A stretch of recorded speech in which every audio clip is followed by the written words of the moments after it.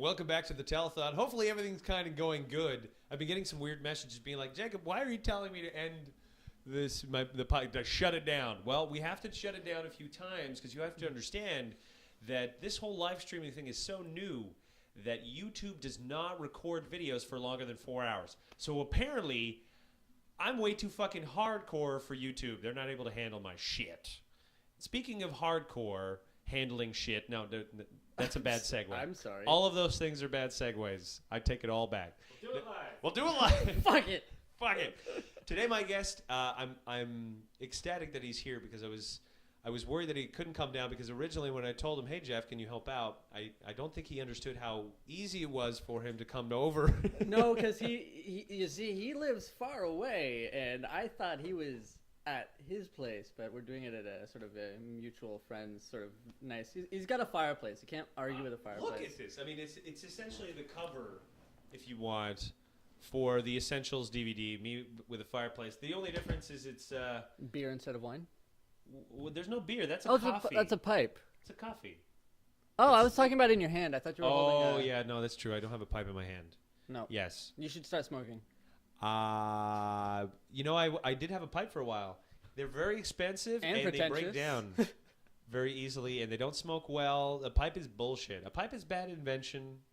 Unless you're hunting sharks, you kind of look like you know what you're doing if you're wearing a pipe and hunting a shark. So, for those of you that are unaware, we're going to catch up because we may even have some people that are paying attention to the show that may not have no idea who you are, let alone who I am.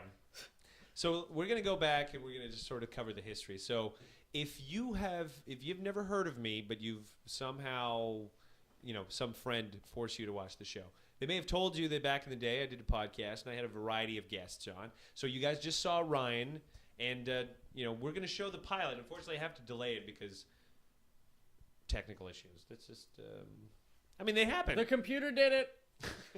Pretty much. It's Obama. Seriously. It's his non-functioning website is getting into everything. Thanks, Obama. Well, you know what? CGI made the Obama. They're a local. And you might remember CGI. You remember when we used to work with a company that they're the guys did who. Yep. So they're a Canadian company, and they're based out of Montreal. So if you want to know why your healthcare system is fucked up, it's because a bunch of lazy Montrealers fucked it up. That's the only way that I can really put it. So, visit Montreal on your next tourist destination. Just don't get healthcare from us or from our web devs. I think actually we should offer it. I think we would say We pay should- Canadian we should taxes and offer we'll offer healthcare? healthcare to anyone Americans? north of the border. Because, I don't know if you know this, but there are many Americans who pretend to be Canadians who've lost their health card that often go north of the border to get healthcare. Really? Yep. Cool. So I don't actually know how much Canadian healthcare pays for American healthcare, but it's actually probably surprising. At least when Canadians go down to the U.S., they pay money. So we actually go out of pocket because, clever Americans know exactly how nice we are, and they know how they can make Let's take advantage of these Canadians you not wanting their own to die. You just have to know the lingo. You're just like, oh, I forgot my car. A. Obviously, I'm Canadian. I said A. I said, hey, and I ate a poutine, eh? Hey there, what with the maple fisheries syrup and the cold beer. Watching the CBC and reading the Margaret Atwood there. Yeah, that a good old Margaret Atwood, eh? Love it. So yeah, you just need to know a couple of fancy words. Now here's some things. I don't know if we're actually going to manage to pull this off. I'm going to try to get my producer to do this as well. We didn't just do podcasts. We did something that was actually surprisingly popular, by the way, which I've been getting people to pressure me to do more of. A winner is me. Oh gosh, that thing. Yeah, I remember that thing. I busted my ass on that animation. I look back on it. I'm like, man, it's like, why did this take me so long? Well, here's what I wanted to do, and I talked to Jason about it because I know that you don't want to do no horrible animation, no Mo. I don't know if you're actually good enough that it's short, but because I don't know if you're good enough. That's the way. That's what I say it. You take awesomeness? everything I say, you make it sound so negative. I meant it more as I don't know if you would be willing to put in the.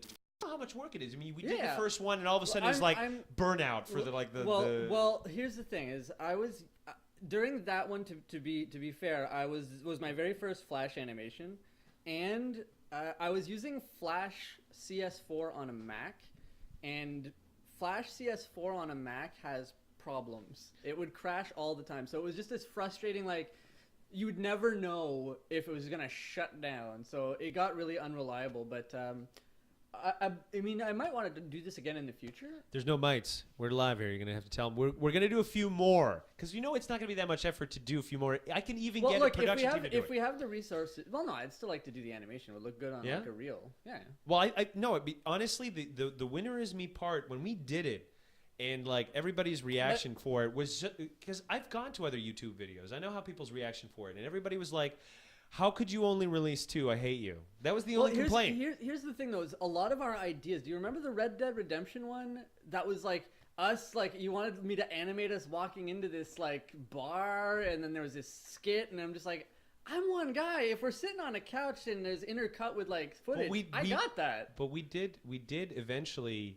I mean, because we had. Admittedly, at the beginning, I had these grandiose ideas about how things were going to be animated. Which is like so unusual for you. Yeah, no, obviously. I never take on more, I never bite on more than I can chew. Never. Right.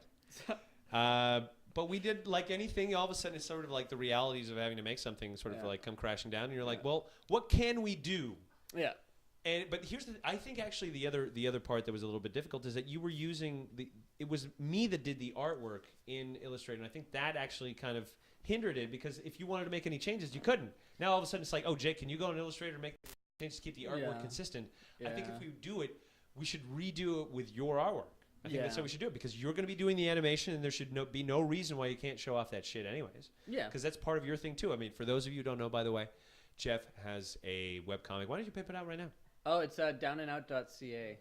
It's LGBT webcomic. How many do you have now? You have probably quite a bit. 50 at least, maybe? Oh, God, more than that. I think because with that comic, it's a slow process because I've got like a lot of other crap to deal with outside of creating comics. So, but I clocked over 100 now, so it's over 100.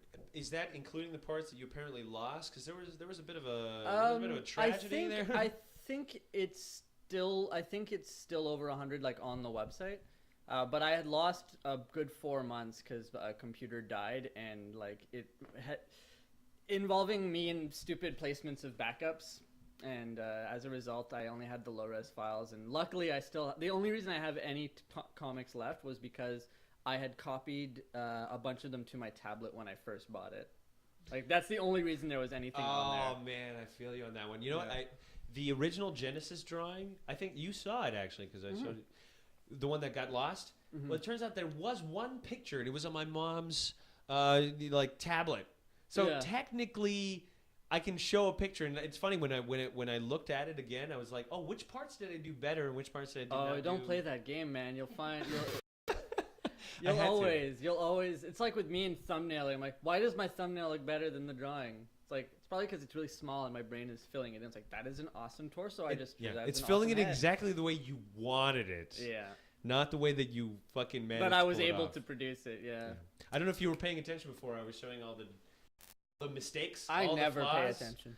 No, I was streaming. I was demonstrating all the flaws before because I figured, you might as well just expose it yourself because someone's gonna find out. Yeah. All the fucking little tiny flaws. You're like, that eyeball doesn't look right. Why is that mouth so? So you were being like your own comic book guy. Yeah, pretty much. Okay. Making it easy. I mean, well, it's true. I mean, if you pointed it out, then if someone else just goes onto the website and is all, you did this eye wrong. Hey, this thing's not right. Yeah, I know. Yeah. You're not telling me anything. Oh, that's news. Well, great. I mean, you must be so. What have you done? Oh, nothing. Okay. Well, then thanks for letting me know about this thing that obviously I knew. You're super important. See you later.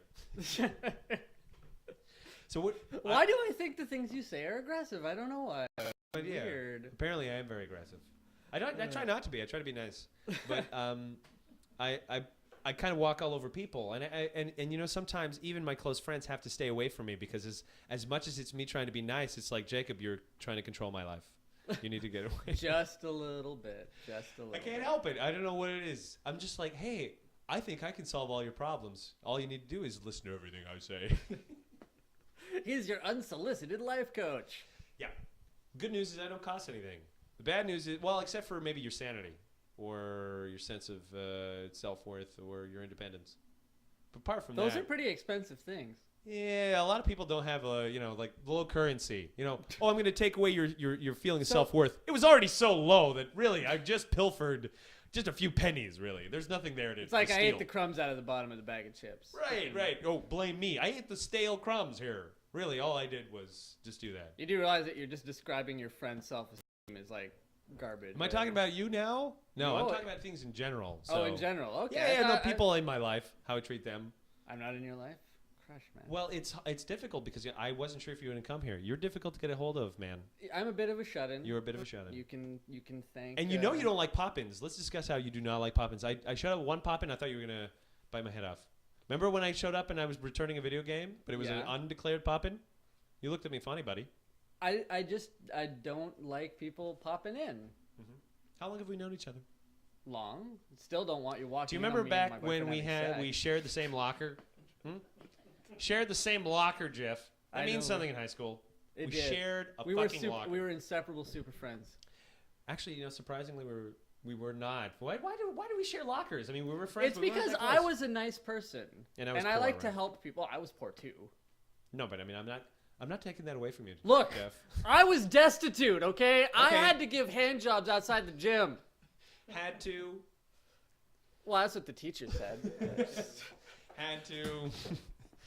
There was. Were you fighting it? Yeah. Hey, look. I was discovering things about myself. One is that I charged entirely too little for these hand jobs, which I found out that I'm fucking phenomenal at. This is why, for the purposes of this joke, I was of legal age. I failed level 2 like 100 times. Then. Right, exactly. Yeah, I was like you don't 17. You really don't have to follow up the joke to let us know that you were of adult for age.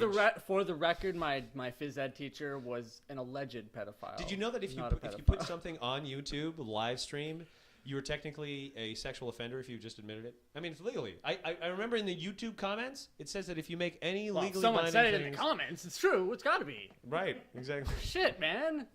Justin Bieber is gay. They're very well. It's highly moderated. Okay. And besides, Justin Bieber isn't yet gay.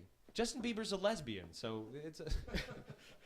Have you ever actually gone to? There's this website that actually lesbians that look like Justin Bieber. No. It's very frightening because let me tell you something. Many lesbians look like Justin Bieber. It would shock you. The views of Jacob Fortin do not necessarily represent my views. It's a website I'm promoting. You're promoting? It's probably like a Tumblr account. Speaking of Here promotion. are cats that look like Hitler. Speaking of promotion, if you're just tuning in right now, I'd like to remind you that we're doing this as a telethon, and we need you to contribute. So we've outlined a number of things that force you and entice you and extort you to give us your money. That includes anything from postcards to ebooks and the Essentials DVD to even the T-shirt. Although admittedly you have to spend quite a bit to get that one, but let me tell you, that's the full package.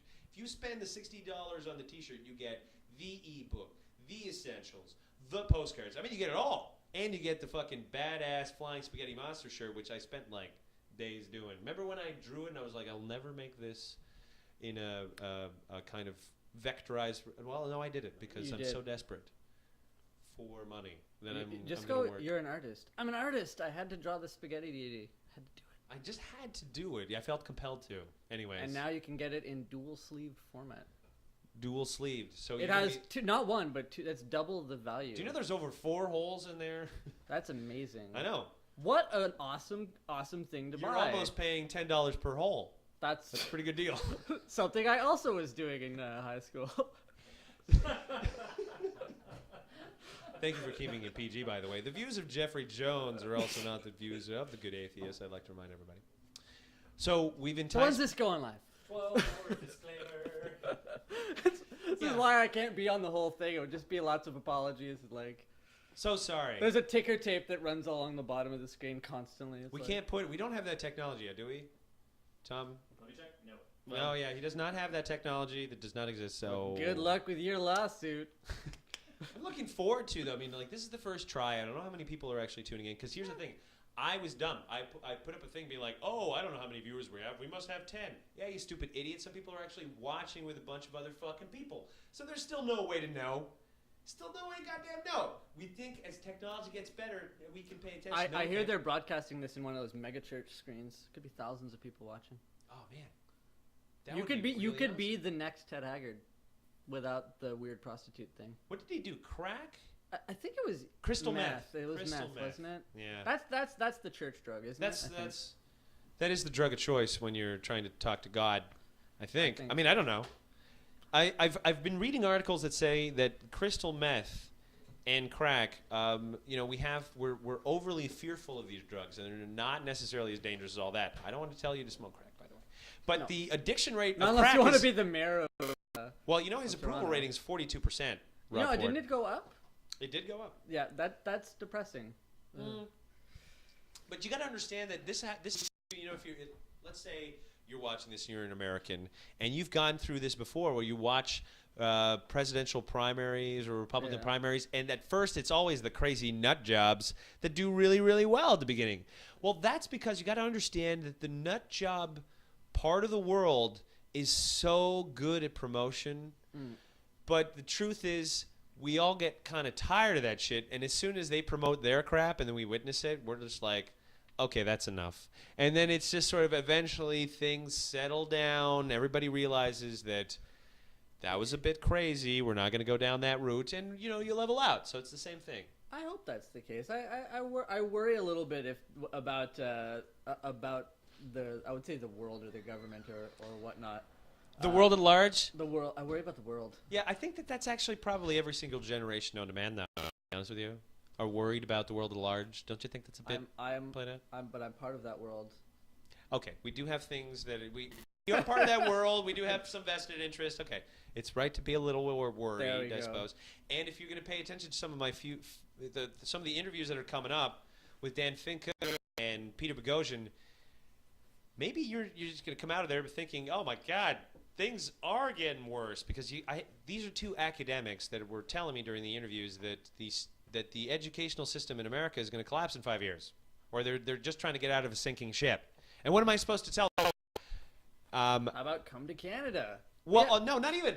But the thing is that Canada. We have McGill. Yeah. This place too is going to crumble for the exact same reason. It's just happening slightly fast in the U.S. because they're cutting funding. But if you're not increasing funding all the time, even if you level it out, it's still going down. It's just because the cost of living and all these things continue to increase.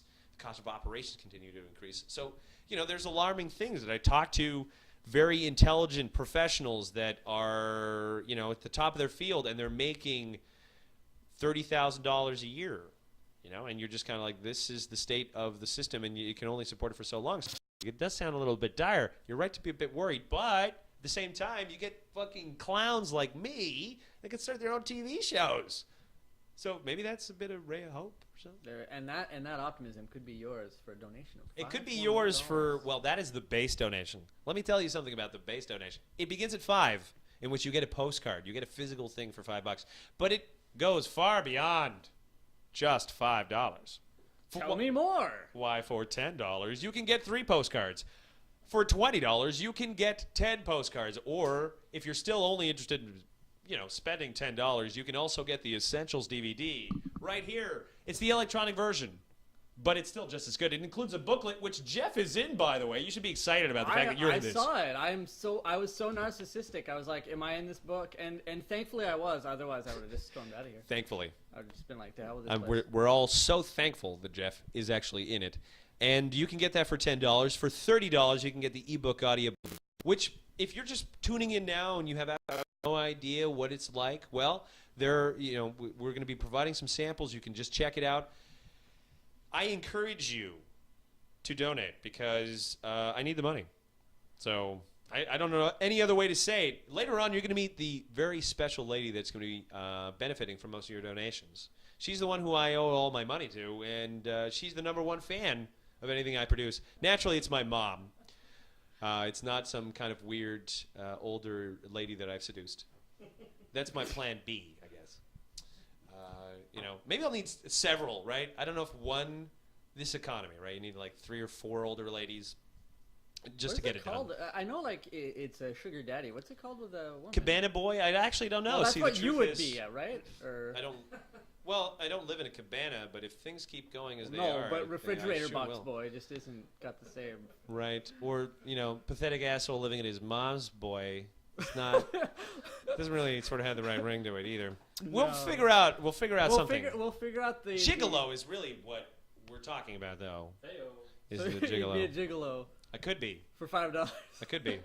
You got a postcard. In a sense, I'm like an internet gigolo, is what I'm doing. I'm basically doing my little fucking dance for like 30 or 40 people, you know, hoping that they're gonna just be generous. But the truth of the matter is I begin to understand that the technical aspects are the things where I was focusing throughout, and then I was like, oh yeah, you still need people to donate, and you're like, oh, well, I didn't figure that part out, but we'll have it figured out as soon as I'm in the grave. How do you donate? in the grave. Yeah, it's like that with every artist, by the way. Your art is only good when you die, so I'm going to pull an Andy Kaufman, fake my own death, and then we're going to really make a lot of money. That's the only way to make fucking money in this fucking world if you're an artist. Fake your own death, goddammit. Nobody appreciates you when you're alive. That you have to be somehow in the clouds and someone realized, oh, all that time we could have just had him, but he's dead now. Yeah? Or am I just faking I know. it? I have a new appreciation for Lou Reed. Who's Lou Reed again? Some guy that died. Yeah, He was in a exactly. band, I you think. don't have an appreciation for I don't him. know enough about classic rock, which is to my discredit, because apparently he was very influential. He was, but all you saw him was on a Facebook feed, and you thought that mattered. I also saw him on a T-shirt, and he was in a Gorillaz song. And Okay, Killers wait. song. Did you see it on a T-shirt, or did you see it on someone wearing a T-shirt on the internet? Because that's a It's picture. there's a very iconic Lou Reed picture where it's basically this black and white picture of him. I'm sure if sometime if you look up Lou Reed, it'll be one of the very. Yeah, he looks like Che Guevara or something. No. He looks. To be honest, he looks like Frankenstein as far as I'm concerned. But anyways, it's just a very it's a very iconic image. If you look up Lou Reed, you'll see this picture and you'll know what I'm talking about. Right. Well, hopefully somebody right now is taking some of the embarrassing screenshots that I undoubtedly have. Remember, we saw a couple of them, and they're making their own iconic. The iconic Pictures. crotch shot. Yeah. You Wait, could did be, you we could have- be like because you were standing like it was a waist. We didn't shot. actually record that, so I don't think anybody saw the crowd no? shot. I thought you were gonna be the next Bruce Springsteen with that. You could have a. I already did show my ass a whole bunch of fucking times. I mean, I didn't realize when we were filming the pilot, by the way, but I'm practically fucking naked. I mean, it's like a Japanese camera. If you want to see exactly what my ass looks like, just pay attention to the fucking public service announcement. Which, by the way, I've been getting some compliments, so thank you. Was it a guy or a girl, Jason, that said? It was a guy, sorry. It was a guy. I gotta say, I get a lot more compliments from guys. I think I'm just a guy's guy. The gay Why are you guys looking at like me? me. That's I don't know. not what that means. I know it's not what it means there, but I can't get the girls to say nice things, but the guys definitely like me, so I don't know. Maybe they're like a balding, long-haired hippie, right? It's not really... You don't know. You don't have a vagina. What am I asking you? But all the other guys that are complimenting you, they have vaginas. No, I need to ask somebody with a vagina what I'm doing wrong here. What if the vagina are like they have it in their basement somewhere?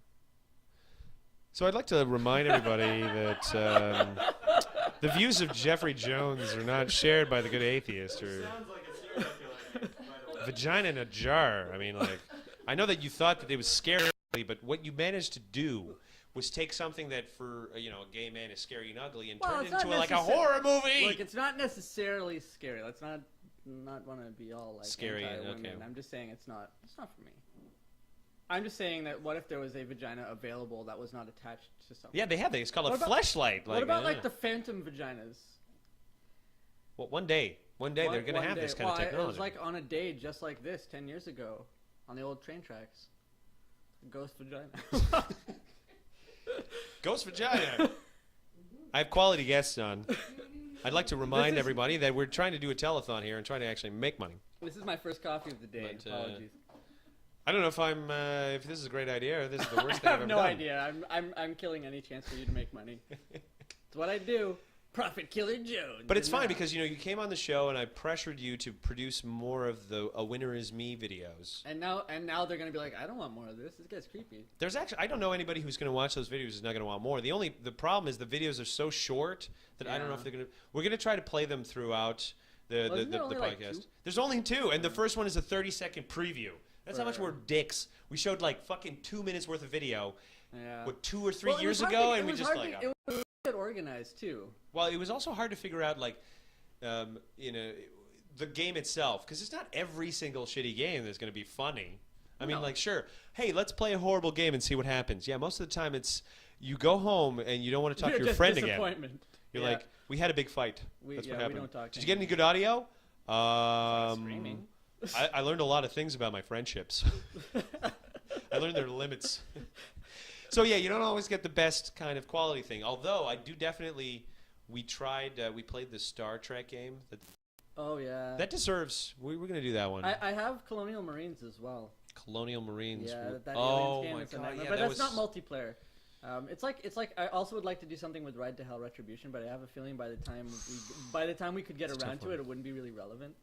No, I don't care. I don't care if it's relevant. Obviously. We'll just wait 5 or 10 years until it's like a classic. No, we'll do it now. By the time anyone actually watches it, we'll be 5 years from now. So we'll be way like. That is motivation. We'll be caught up, right? That's the whole thing. I mean, you have to assume that what you're doing right now is going to be paid attention to like by a million people later. We'll do it now, and then we'll Yeah. hide it on the internet, and by the time it's found, it'll be retro. Well, actually, here's what we'll do. We'll put it on the internet. We'll tell everyone, like, the tagline will be, fuck you, don't watch this. But that'll just get people to watch it. Do you think? Yes, you tell someone not to do something. That's true. It's like, come on. So I was going to go with my second choice, this is not for you, but that might actually be the same thing. Yeah, they'll be like, okay. Who are you to say this isn't for me? I'm watching this. I got an idea. This is boring. We're going to call the videos Virus Dialer. That's what we're going to call it. It's a dialer. Trojan Virus Dialer. No one's going to want to fucking click anything that says Trojan Virus. You know the worst part? No, I think they're not going to click anything that says dialer. Yeah, exactly. I mean, what is a dialer? Does anyone even know that? I mean, Yeah. anyone who's less than 20 years old doesn't even know what dial means. Yeah, right? it's like, What is a dial tone? Well, I think they would know what a dial. Give them Oh, some- really? You think so? Well, you still get a dial tone on a cell phone. No? It's not a dial tone, man. But it's still called a dial Okay, tone. okay, fine. It's It's called the same that. reason you say you rewind. You can rewind on a a CD to go back a track, but you're not really rewinding because there's nothing to wind. Me up. Oh, I don't know. It's weird because I work for a cell phone company. I don't know. They say dial tone? I don't know. Well, I said I work for them. I didn't pay attention. he's doing a terrible job. There you go. If there's anybody hiring, by the way, he may soon, I'm an excellent worker. Yeah. I know all the trade secrets. Yep. Willing to relocate. Do not have a vagina in a jar. Right. I Well, don't. As you can say, he's great as a co-host. But he's full.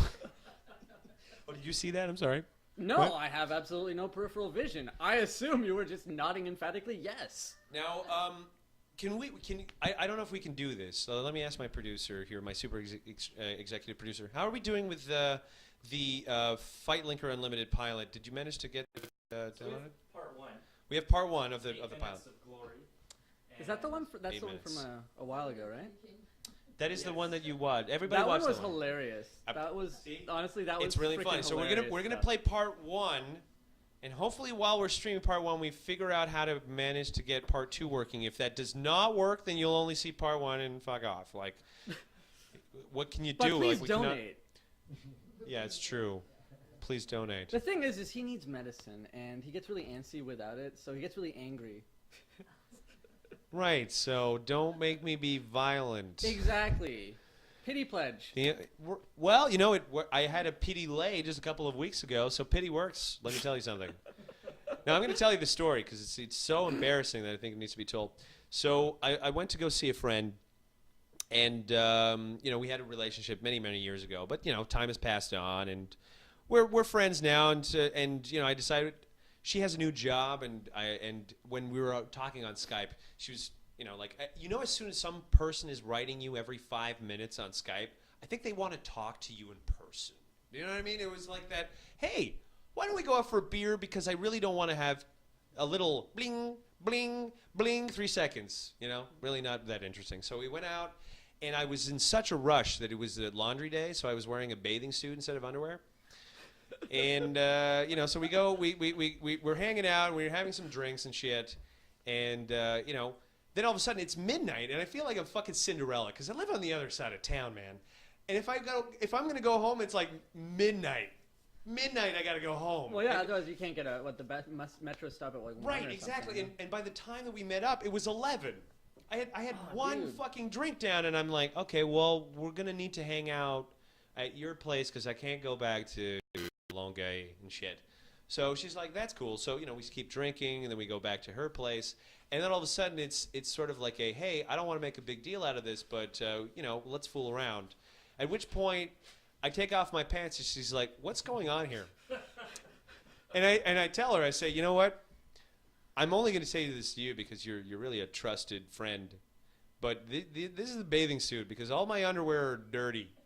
And I really didn't have any. I hope you understand that I had no plans to sleep with you, obviously. I'm wearing fucking a bathing suit for the love of God. I mean, there's nothing sexy. And that was just the problem there. I had reached that point where your pubic hair has stopped growing to a certain length because now it's like, it's a good thing that, again, like I said, the person was with me, very forgiving. And maybe it's because I look like a 70s hippie now, but I think the pubic hair works. So I might keep it. I'm suddenly not the creepiest person in the room. Well, I had it's a good feeling. It's a good feeling. And so that was a little bit embarrassing, but I had a nice pity lay. Nice. Yeah, but it was with the hippie pubes. With the hippie pubes. But it was. Things I didn't think I'd ever. It was a little bit of a catharsis for me because honestly, 7 years ago when we slept together for the first time, I didn't know what the fuck I was doing. I mean, it's not like now, like I'm a fucking F1 driver or some shit. But it goes from before I was able to drive a little bicycle fall on my face to now I can ride a moped. So, I wanted to show a bit of my moped. Vespa loving. It was a little.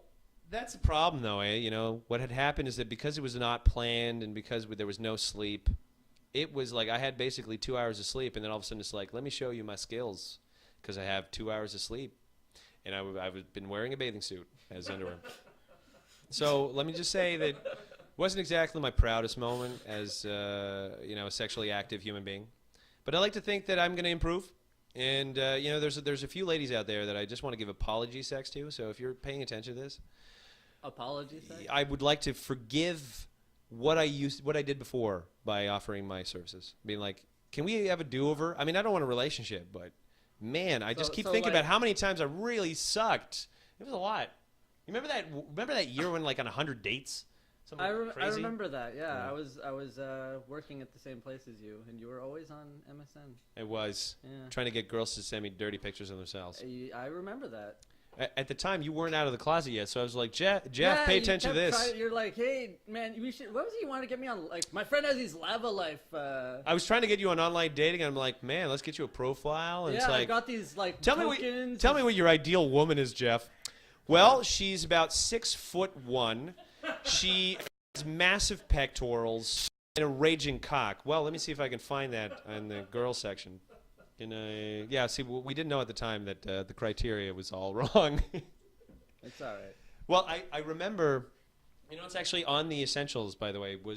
Did you find the one before I had come out? I believe I did. About my weird, like, super moralist. Yeah, let's get all serious for a second, because before we play the pilot, because this was a big moment for me. I feel a little bit proud of this, by the way. So when me and Jeff were working together when we were working for a company that, I shit you not, here's their acronym, the POS industry, point of sales, but it's not piece of shit, but whatever. Well, there was some overlap. So we were in the POS industry, and I got to admit, at the time, I had the sweetest gig because... you were locked in a little warehouse with no supervision. I had managed to basically be the little king of my warehouse, and everybody fucking hated my ass. Because what we would do is we would basically be watching YouTube videos and just having a good time and just laughing our asses off. It was a good... I mean, before I quit that job and started doing this stuff full time, me and Jeff... we were having some fucking great times. It was a hard thing to just leave because, it was fun going to work. It went to hell. Well, it's true that the company that we worked for, this happens sometimes when you work for a company that gets taken over by another company. Attrition rates just goes through the roof because the cultures don't always match. We were from a different culture.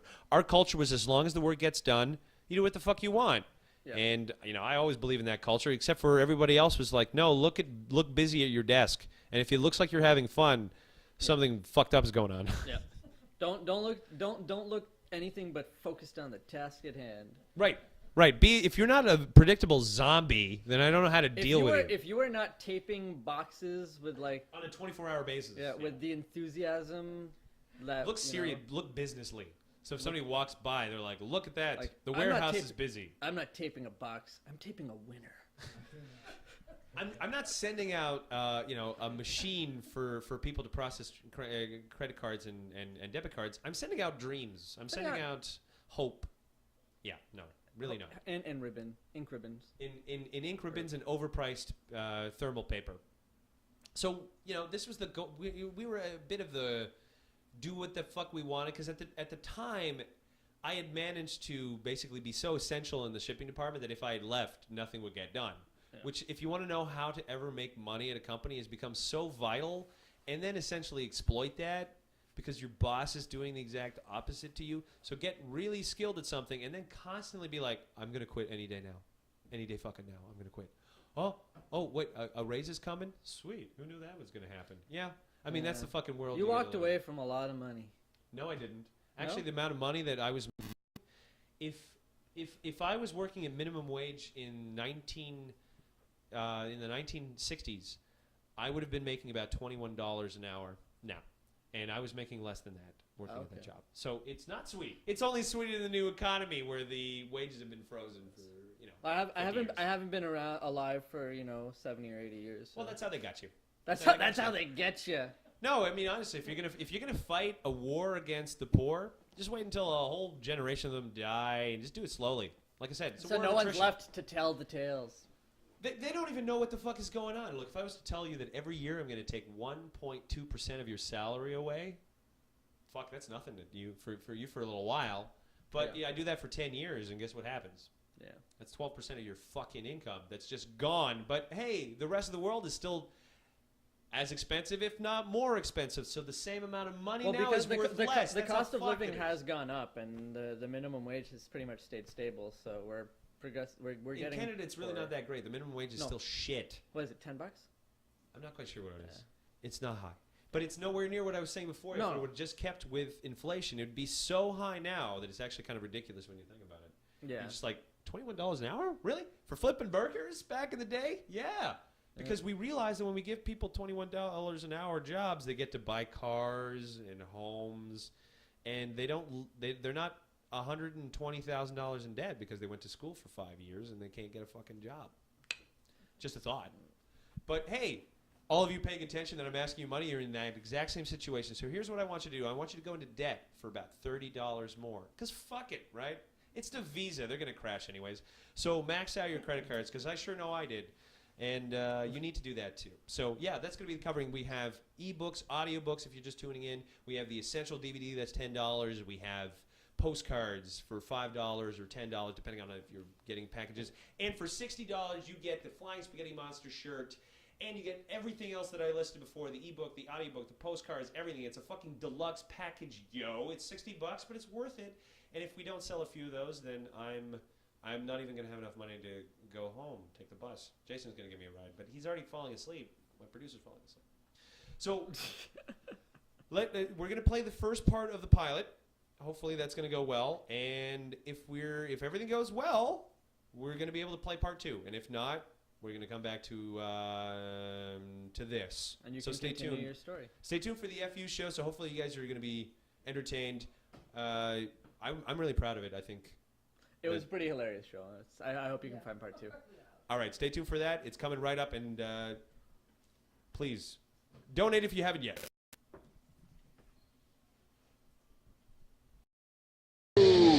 We meet superstar kickboxer Jerome LeBanner. He's like a brick wall, this guy. My hero. Ultimate Fighter reality secrets from Scott Junk. Some guys honestly go crazy. Like they lose their sane mind. We find out what the public really thinks. Got a choice between either drinking a cup of Machida's urine or licking Roy Nelson's armpit. Which one do you do? Oh, I can't do this. And another stupid bet means one of us has to fight Patrick Cote. Hi, I'm Ryan, and this is my best friend since high school, Jake. Much to our parents' disappointment, we threw away our normal lives to start a website about ultimate fighting called FightLinker.com. We aren't exactly a normal combat sports site. We make enough to cover bills and beer money, and I've lost too many fight bets to ever make it in politics. But I get to sleep in. And being the boss means never having to worry about getting fired. Plus we get to go to events across the country, hang out with some of the baddest mofos on the planet, and have some pretty f***ed up adventures.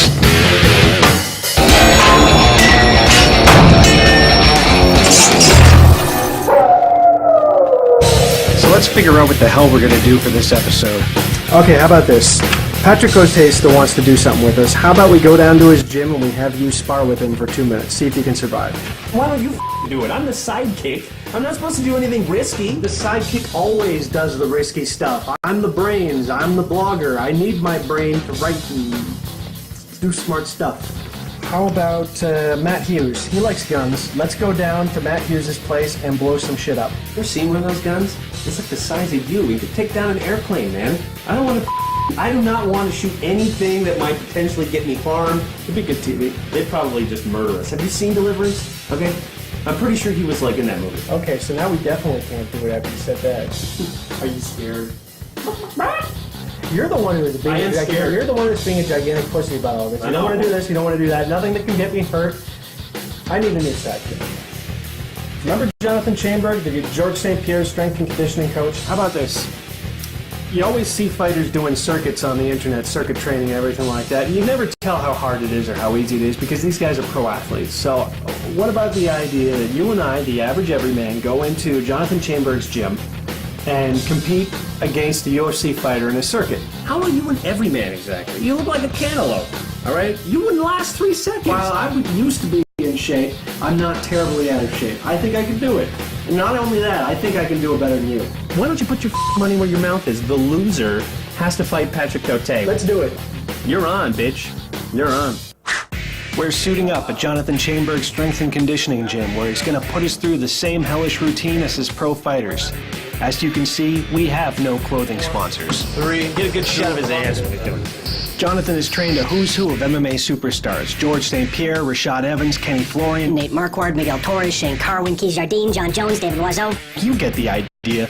Today he's got Jerome LeBanner, K1 kickboxing legend, and fresh out of the Ultimate Fighter house, Scott Junk. So how was life on a reality show? When you go in, you have to go in with the mindset that it's gonna suck. The first 2 weeks aren't that bad, but as soon as it gets over 2 weeks of being with the same people and guys start losing and attitudes start changing and there's no getting away.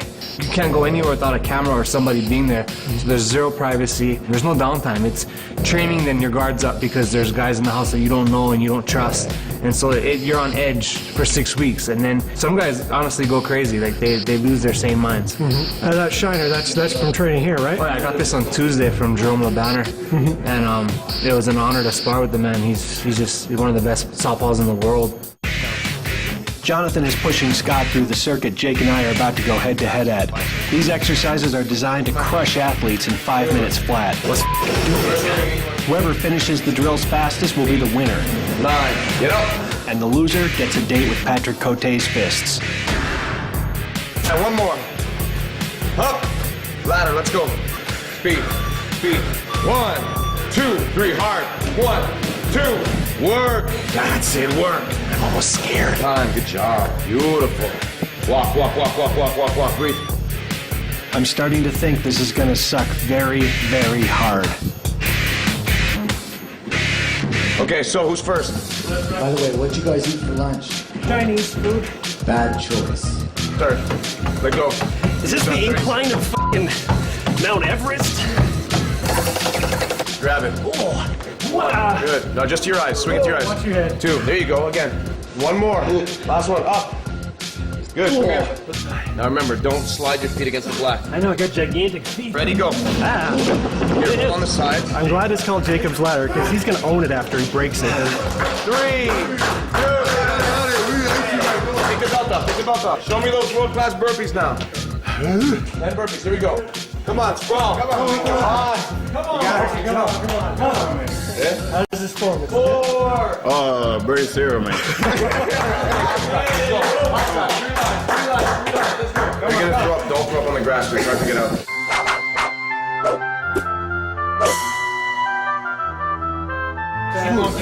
Yeah. 2 more. 1. We're still at 1. 2 more. 9. 1 more. Good. Push up. 8. This is going to be fun. 3, 4, 5. Come on, you beat him, grandfather. Just 30 seconds of this. This is where you get to feel proud for making it without puking. There you go. 4, 3, 2, 1, kick. 7, 12. 7 minutes and 12 seconds. You guys didn't sign a waiver, right? Whose idea is Rusty's? The record on that is 3 minutes, 32 seconds, I think. I'm just gonna laugh when you take 9 minutes, bitch. Remember, he has 7:12. We'll do this. In 3, 2, 1, be serious, let's go. 4, 5. He's white before he even started. He's gonna throw up for sure. Up, 3, up, 4, up. Put on that belt, Jacobs. Go on. Push, don't stop, don't stop. Run, run, run, run, run. Come on, let's go. 5 seconds left. 5. Go, force yourself. Come on, let's go. Let's go, let's go. Whoa, whoa, whoa. Come on, come on, come on, come on.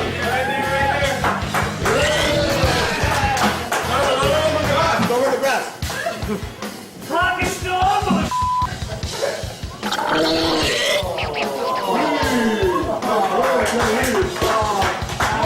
Now that's good reality TV, everybody. Okay. Okay. It's over. It's over. Oh, no. Hey, tap out. Yeah, baby. I made the whole way through, and he free exercise, and he found. Yeah, but you know what? I looked a lot better failing than you did finishing. We're here with Jerome LeBanner, K1 kickboxing superstar extraordinaire. Nice to speak to you, Jerome. And look at the size of this guy, by the way. Can you catch this? I'm actually pretty tall, but look at him. I don't think I can push him. Try to stay still. See if I can push him.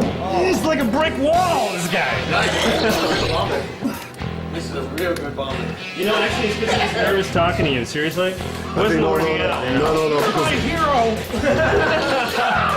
Ah, no! Oh.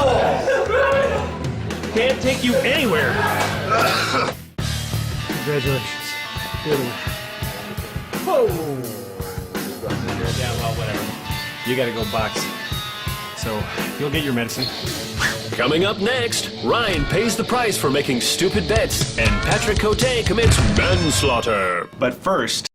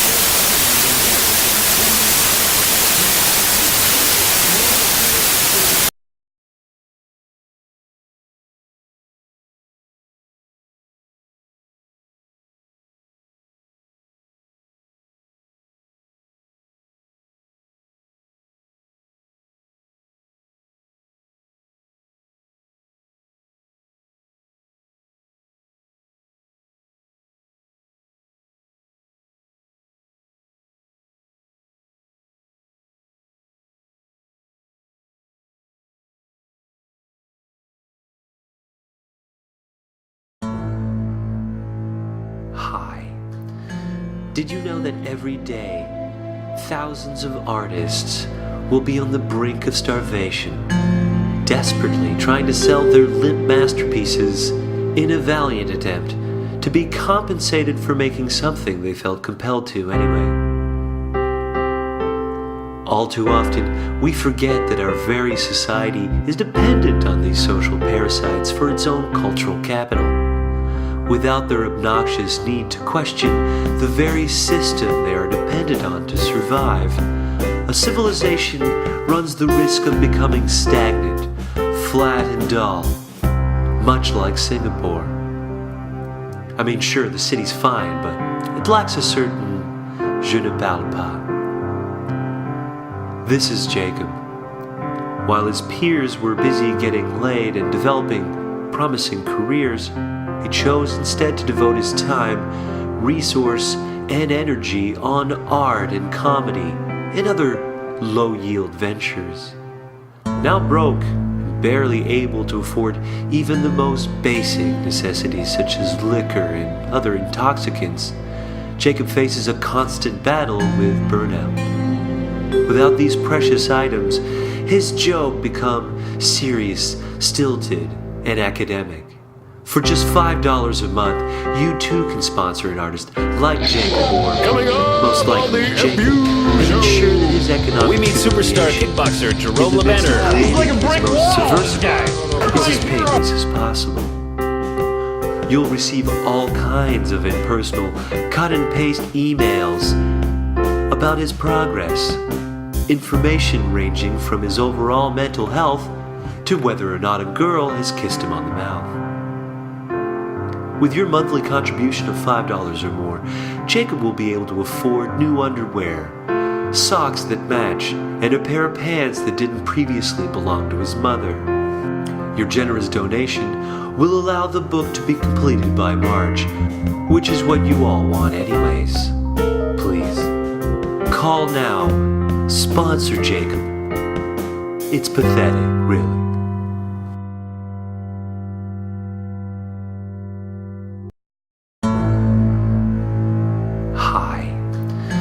Did you know that every day, thousands of artists will be on the brink of starvation, desperately trying to sell their limp masterpieces in a valiant attempt to be compensated for making something they felt compelled to anyway? All too often, we forget that our very society is dependent on these social parasites for its own cultural capital. Without their obnoxious need to question the very system they are dependent on to survive, a civilization runs the risk of becoming stagnant, flat and dull, much like Singapore. I mean, sure, the city's fine, but it lacks a certain je ne parle pas. This is Jacob. While his peers were busy getting laid and developing promising careers, he chose instead to devote his time, resource, and energy on art and comedy and other low-yield ventures. Now broke, barely able to afford even the most basic necessities such as liquor and other intoxicants, Jacob faces a constant battle with burnout. Without these precious items, his joke becomes serious, stilted, and academic. For just $5 a month, you too can sponsor an artist like Jacob or most likely Jacob and ensure that his economic humiliation in the midst of creating his most subversive art is as painless as possible. You'll receive all kinds of impersonal cut and paste emails about his progress, information ranging from his overall mental health to whether or not a girl has kissed him on the mouth. With your monthly contribution of $5 or more, Jacob will be able to afford new underwear, socks that match, and a pair of pants that didn't previously belong to his mother. Your generous donation will allow the book to be completed by March, which is what you all want anyways. Please, call now. Sponsor Jacob. It's pathetic, really.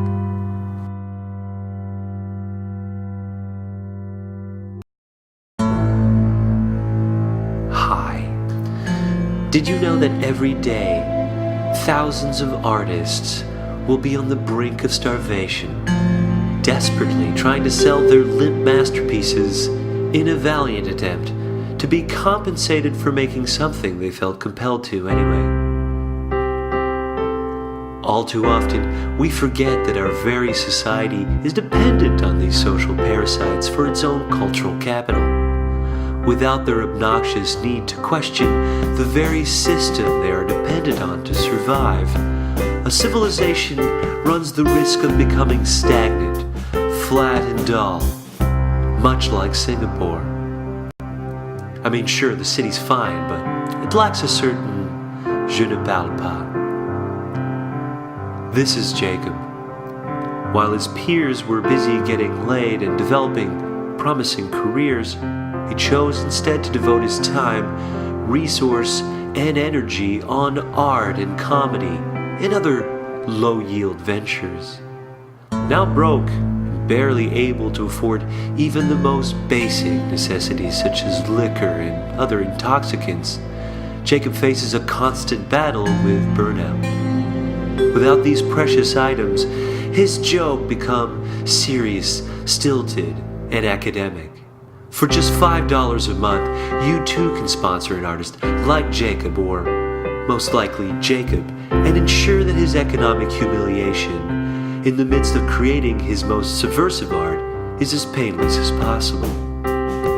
You'll receive all kinds of impersonal cut-and-paste emails about his progress, information ranging from his overall mental health to whether or not a girl has kissed him on the mouth. With your monthly contribution of $5 or more, Jacob will be able to afford new underwear, socks that match, and a pair of pants that didn't previously belong to his mother. Your generous donation will allow the book to be completed by March, which is what you all want anyways. Please, call now. Sponsor Jacob. It's pathetic, really.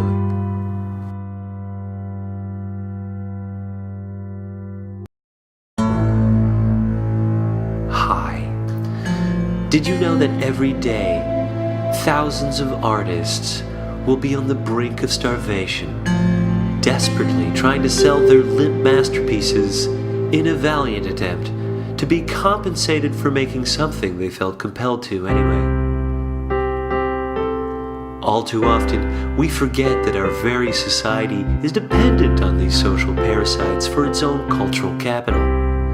Without their obnoxious need to question the very system they are dependent on to survive, a civilization runs the risk of becoming stagnant, flat and dull, much like Singapore. I mean, sure, the city's fine, but it lacks a certain je ne parle pas. This is Jacob. While his peers were busy getting laid and developing promising careers, he chose instead to devote his time, resource, and energy on art and comedy and other low-yield ventures. Now broke, and barely able to afford even the most basic necessities such as liquor and other intoxicants, Jacob faces a constant battle with burnout. Without these precious items, his joke become serious, stilted, and academic. For just $5 a month, you too can sponsor an artist like Jacob, or most likely Jacob, and ensure that his economic humiliation in the midst of creating his most subversive art is as painless as possible. You'll receive all kinds of impersonal cut-and-paste emails about his progress, information ranging from his overall mental health to whether or not a girl has kissed him on the mouth. With your monthly contribution of $5 or more, Jacob will be able to afford new underwear, socks that match, and a pair of pants that didn't previously belong to his mother. Your generous donation will allow the book to be completed by March, which is what you all want anyways. Please, call now. Sponsor Jacob. It's pathetic, really.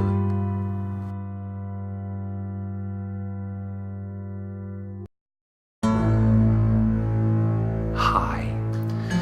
Did you know that every day, thousands of artists will be on the brink of starvation, desperately trying to sell their limp masterpieces in a valiant attempt to be compensated for making something they felt compelled to anyway?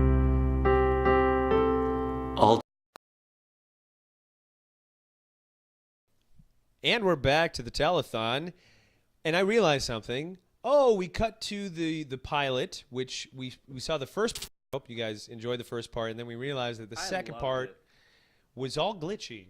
glitchy as shit. So we had to stop that. There's been a bit of a pause. You will see part 2, though, right, Tom? We're going to see part 2. We're going to try. And if it doesn't work, then you will you'll never know how it ends. Unless you know how to use Google. But. Right. That should be good in about 10 minutes. It's actually not that hard to use Google. I got to ask you, something smells like burning dog. Is there like... Well, there's no dog in there. Well, all right. Are we cooking some dog here? Is my poster being cooked? You promised vegetarian catering, and It's true. Smell the bricks. The bricks have a smell. It's not the bricks, man. Is it possible that the chair is too close? Let me just see how hot my chair is, everybody. No, my chair is cool as shit. I don't know where the smell of burnt dogs come from, man. Hold on. It could be the smell of Hold on a coffee. second. It's my poster slowly cooking. That's what's happening. Let's turn off the heat. We're cooking my poster. That's what's happening. I'll never be. Oh my God! You can actually feel it. The ink is now starting to kind of like be all weirdy and shit. So I've just no. We're not taking it off, man. We're just turning off the.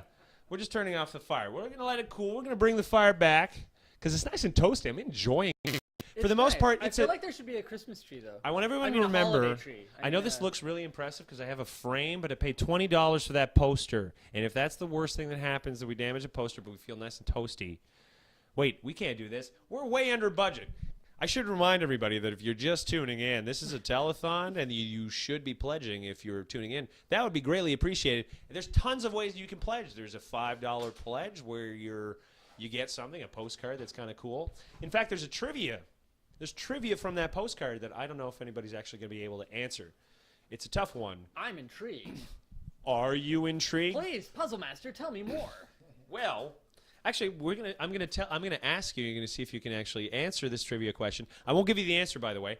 We will give the I'll answer. just throw something out there, and you'll be like, "Well, who the knows? answer will be given at the end of the podcast, either by me or anyone who's tweeting at the Octo. What the fuck did we call it again? The hashtag.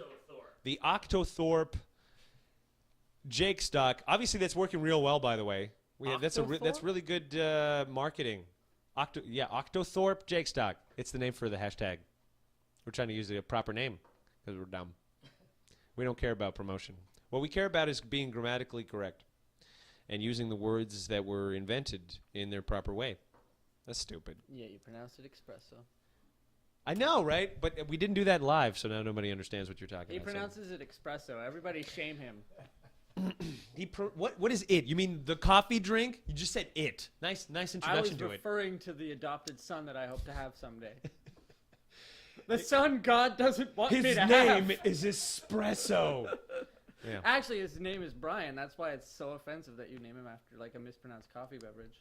So sometimes, once in a while, it happens where a person who normally gets it right when he's talking will get it wrong.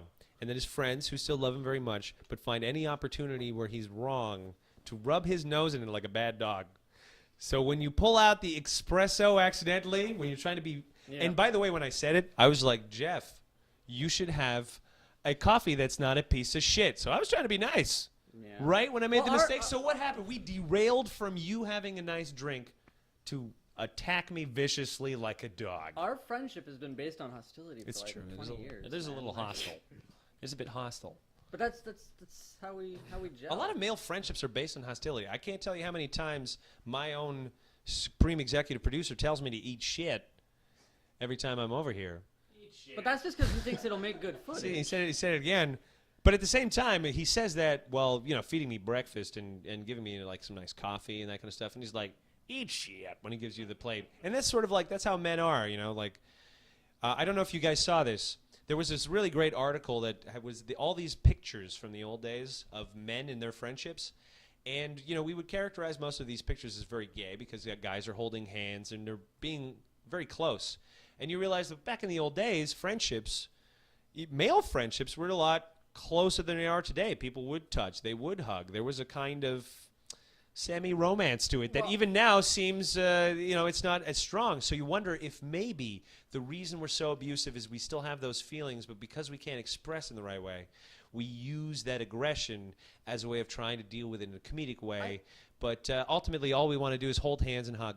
That's all we want to do. I think that's more of a it's just the way culture changed. Men have been basically, it's been sort of decided that men are one way. Men behave in X fashion, women in Y. Actually, I guess the Y would be with the men, but I like that though. No, just keep going with it. It can be wrong. I made a bunch of mistakes on my own podcast. The point I was making is I think it's just it's been, as you were talking earlier with the whole minimum wage and just like wait for a generation to pass and suddenly that becomes the norm. It's the same thing. I think it's just as culture progressed, it's more and more divided the lines between the genders, and then it's like, okay, well, men are expected to act this way and women are expected to act this way, and for a woman to act like a man is undignified and for a man to act like a woman is undignified, blah, blah, blah. And it's just like these weird roles that both sexes have found themselves in. And one of the things that surprises me about that conversation is that every once in a while, you feel almost hopeless because you're saying, when are people going to move away from these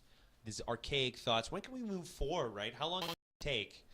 But every once in a while you're surprised. Like, for instance, there was this article about an NFL player who came out recently. He was talking about the culture of hazing in the NFL. Oh, yes. And he said some really profound things about being a man. He said, that if we take a young boy and he gets injured, we tell him to suck it up.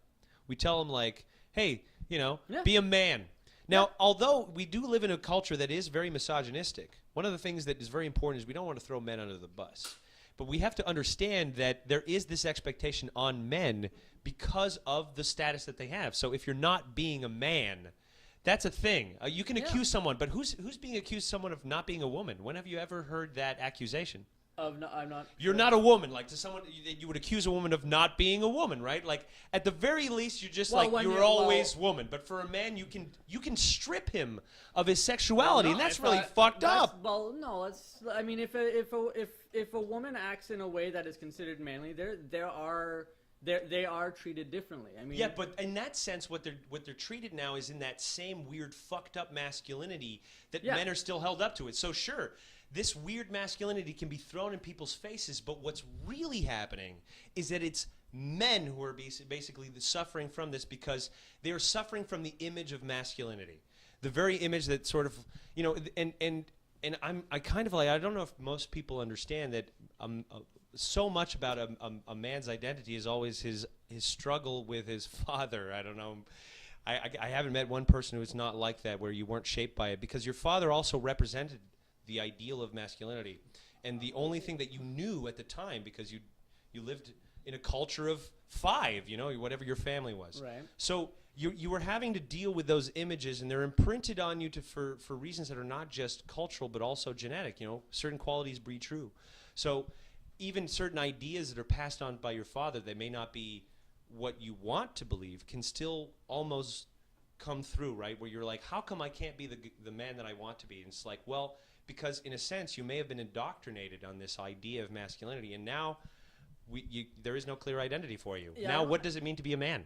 Well, the thing is this whole and this is like, I would definitely need to prepare more to make a more sort of educated. You don't have to make an educated statement. Just talk from the fucking gut, bro. Okay, here's the thing: is generally speaking, I think the whole idea of gender roles is stupid, on a whole. I think sorry, it's totally outdated. Yeah, and so but this is the thing is, I understand for classification purposes there should be some kind of whatever, but I do think that in terms of what genders should act like, whatever, I don't think that should. I don't necessarily think that gender should be a classification for a person, if that makes sense. Not necessarily in the sense that we're all sort of asexual or whatever. Just in general, I don't think we should all be just viewed as human beings and not as a man, a woman, intersex, asexual, whatever. We should just be, these are people, and these are people traits, and wow, it's a lot of different things. I would have no idea how to set something like that up, but I think we could do away with gender as a defining trait. Well, I definitely think that those lines are being torn down, and there are people who are reacting very strongly to those in a number of ways. I think that what's happening, obviously, is it's kind of the same way that atheism, when it became a thing, it created a stronger reaction from the religious side, because the religious side could self-identify more strongly once those issues, once you took away all the tiny issues that divided them. What you did was saying, like, well, the threat of atheism is now greater than the threat of these weird, different, kind of like, did Jesus did he say really this part of the Bible, or did he mean this? Now we have a whole segment of people who are like, Jesus, did he fucking even really exist? That's more terrifying. So they're willing to work more closely together, and I think that in a sense the forces of misogyny and even the forces of misandry can become stronger as the blurred lines pushes people who would, again, on the fence, push people towards extremes. And sometimes the extreme of what used to be comforting and known, that's going to be a very powerful thing. So in this world where we have no real certainty in future, we're saying just believe that it's all going to be figured out and forget about the past. That's a hard fucking thing to sell, bro. Well, I'm not. Well, like I was saying, I wouldn't know how to sell it. Like I'm not qualified for that. But I do think that it would be it's a good idea, and I know that there are organizations that are working towards sort of this. It's hard for me to explain it sort of in this context without too much preparation. I'm really just winging it off of the top of my head. I'm so sorry, Jeffrey. I don't. I want everybody. I want to be fair with Jeff, because the thing is, I've put him in a bit of a situation here, and it's not exactly fair because I'm being really harsh in terms of the subject matter. Because you're just come here to just hang out and have some fun, and now I'm like, serious subject. I'm okay discussing the subject. The thing is, outside of the atheism thing, I'm pretty big on following the LGBT movement, right? Well, I'm interested in that. This is not catering to just atheists. No. I understand, but and part of that is the transgender movement, right? Sure. And so I'm not familiar enough with the vocabulary to eloquently explain how. But I think that's okay. Here's the thing. I want you to understand, if you feel as though you're communicating things that are not necessarily clear, you have to understand that anyone would be forgiving enough if you're more than willing to try to give us the gist of it. I think the language of it is unnecessary. Here's the gist. I think that gender as a defining trait should be removed entirely. I don't think it's necessary at this point in time, or going forward. I just don't think we need it as something that defines a person. And how we get there, I don't know. I know that there are people and organizations working towards sort of, if not removing it, making it such a non-factor that it's like eye color or handedness. Well, I did like this one thing. I don't know if it was Germany that decided to pick a neutral sex, hen. And it was interesting because, if I'm filling out a form, say a government form as a census, which is, a part of civilization. You have to fill censuses. Governments want to know who the fuck their citizens are made up of. Right. So there is a part, what is your biological sex? Yeah. And I understand that that's kind of a thing, and maybe your biological sex and your gender might be different. I think what might be necessary is kind of like, maybe some people could say, I don't even want to, I want to pick the neutral, because at this point it really shouldn't matter if I have a vagina or not, right. Because I'm at the stage where it's so blurred, who gives a shit? And you have to realize that there's a huge segment of people that are going to be like that, because even in our own, like, as biological entities, right. Each one of us is as much a representation of humanity as the next person. Right. So if you represent a section of humanity that has a sexual attraction to males, that is as much a representation as me, who has a sexual attraction to females. Mm-hmm. There is really no differentiation. The differentiation was that in the sexual strategy, the gentrification of your brain was different than the sex of your gender, and whatever ways that became evolutionarily advantageous in enough for gays to exist in such a proportion, probably even an underrepresented proportion still at this point. Yeah, then you realize that there are obviously huge advantages to having gays around. I mean, maybe it's all this great art they produce or something. I don't know what it is. There's something about gays. I mean, let's be honest. Maybe now I'm being real nice. That's going to be my web series. Something about gays. Yeah, for sure. on an evolutionary level, there has to be, because if you thought about it, if it was just as high, let's say it's 5%, right, of the population that is gay, and you're like, well, that would make significant different changes and bring up problems in breeding populations and stability. So obviously there's something about gays that leads to social stability. So I don't know what it is. And it's the health of our species is what you are witnessing now. It's just that maybe the health of our species isn't always translated in our own culture. We don't necessarily know what's completely healthy because, I mean, we're all just winging this humanity thing, right? Well, I don't even know what I'm doing. Hi, I'm a monkey who's broadcasting live on the internet. I don't know what I'm doing. This is all like, what the fuck are we all doing here? You know, at the end of the day, just a monkey having a little broadcast. Talking to his friend of how many years now? Oh, God. Too many years. I think it's going to be going on 20. It was high school. Yeah, I'm a little sheltered. I'm surrounded by people who have known and loved me for a very long time. They're all way too nice to me. Way too nice. Shit. There you go. There you go. At least it keeps you humble. Espresso. Go to your room. Go to your room. Right. Yeah. Hey, everybody, let's attack him. Push him. You're grounded. I want to remind everybody, by the way, if you're just tuning in, this is a telethon, so I want everyone who's...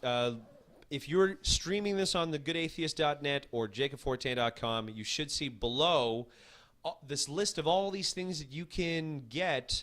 This is the postcard, like this cool biblical, Bible trivia stuff that's on there, which we're going to cover just now. I'm going to ask you this. That's what's coming out next. You do realize I haven't followed the atheism. It's cool. Like, look, this is a trivia. Oh, hi, I came unprepared. Great.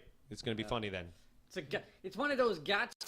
Yeah, I'm gonna get. It's gotcha You're gonna journalism. Katie Couric me. It's a gotcha gurgilism. Pretty sure Katie Couric wasn't drunk when she asked that. Well, she didn't have to do 12 motherfucking hours. And maybe I'm not the biggest professional. Sure, I'm drinking on air, but in my world, you get to say the word fuck. You get to drink alcohol and not feel as though anyone is restricting you. Maybe this is a short period of time. I'm gonna do this. I don't know if it's gonna continue as it is. But that's the way I'm going to fucking play it. Libertarian leanings. Your undoing. Well, the thing is that we're streaming this through YouTube. So maybe in the future they're going to have like this weird filter that if you say fuck or something, it's going to take you down or some shit. Or bleep it. That's what they're going to do, That would actually be awesome. No, it would not be awesome. I would love it. You would love it only because when you bleep swear words, things seem funnier. Because you know what? Because you're just going to assume that it's a better word than it is. The bleep is the laziest shit that fucking comedians do now. No, all they have to do is laughter swear. is the laziest shit. That's true. You may laugh now. Our joke is funny. See, all these other people are doing it. You want to be cool. That's you called sleep with the prom queen. You know what that's called? That's called the Big Bang Theory. Yeah, yep. I know. I was on the Big Bang hate thing. I was on the Big Bang Theory hate train long before. What? Long before the Long internet. before I mentioned it? Yes, long before this moment. Look, I was hating the Big Bang Theory. If you are a fan of the podcast and you listen to the shows, there's many fans, by the way, of the show that are big. Like they laugh more than like me. Honestly, your presence here. You know why? Because it's your self-deprecatingness, your own willingness to suffer and bleed and say I shit, and it's a great.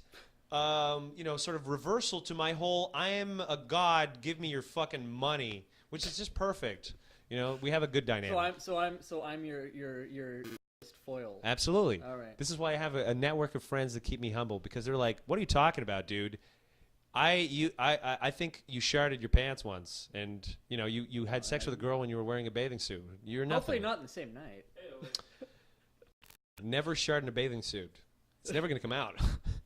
Like those bathing suits, you gotta poke the webbing with like a pencil. First of all, that netting is the whitest shit in the world. I mean, you don't take chances when you're wearing bathing suits. You know what I mean? You wipe 8 times when you're wearing that shit because you're counting on that bathing suit to last you a few days. These kinds of pro tips are available if you would have this man as your life coach. By the way, up until then, I was wiping my ass 7 times, and I was going back to front. Back to front, huh? You're a sick man. I know. Just rubbing it into that pubic hair, huh? If it makes you feel better, I was shaking your hand after every time. No, that doesn't make me feel better. I feel bad for anybody who goes down on you, sir. Huh? You're wiping from back to front. Sir, you have balls, right? Huh? Yes. Yeah, they would get dirty from that. Yes. Yeah. Yeah. I feel bad for anybody who's... By the way, I think your boyfriend's paying attention to this podcast right now. Okay, well, then he can vouch for how clean my balls are. If he can just text in, we got a producer. Can you text in? We need confirmation of ball cleanliness. We have a confirmation of cleanliness. Can I ask you this sort of candid question, by the way, before we do the Bible I don't trivia think thing? it's candid if it's broadcasting through the interwebs, and I'm aware. What of is it. the definition of candid? I think the candid just Isn't means it you're going to just... okay, well, what's your question? Just going to tell me what the fuck you're going to tell me. Right, be frank. All right. It has nothing to do with broadcasting. I don't think it's in the definition. But right. I want you to be candid. I want you to tell me, do you shave at all, or do you sort of like go 70s style and stuff like that? Or you bring God, the... No, I manscape all the time. You total manscape? Not total. Well, I haven't been able to afford all the products like over the last few months, but yeah, dude, keep that shit clean. No, but I mean, I've been reading a lot of articles about the fact that pubic hair is coming back. Not on me, it isn't. Maybe it's not happening in the gay population. Well, look, maybe it's not taking off. I don't represent all gay. I mean, look at I'm pretty sure there's a huge section of the bear community that's okay with the whole hair thing. I mean, a little bit's good. You don't want to look like a kid, but you know, like trim it, keep it under control. I mean, it does matter. It's whatever, personal preference. I want to talk about a thing that I think manscaping really is the future. I don't want to go back to 70s porn. Manscaping is the future. But I want to tell you one thing. We can get to it. We'll get to the FU show. We're not going to. How many hours do we got to fill there, T-Bad? 6 hours. I have a really great. Another 6 hours? Oh, I mean, like, yeah. Okay. I mean, that's nothing. We have interviews that could fill that. We're gonna be fine. But I want to talk about a really embarrassing story. The important part is I need to deal with a really embarrassing story that I think will help illustrate why manscaping is so important.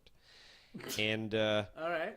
You know, it goes back to, this is when I had my own apartment a few years ago, back in is it 2000? I want to say 2007. I think it's 2007. And I had a friend who, you know, we had talked about, you know, like a female friend. And, you know, once in a while when you have a female friend, the issue of, hey, I'm really lonely and I need some sex, it comes up.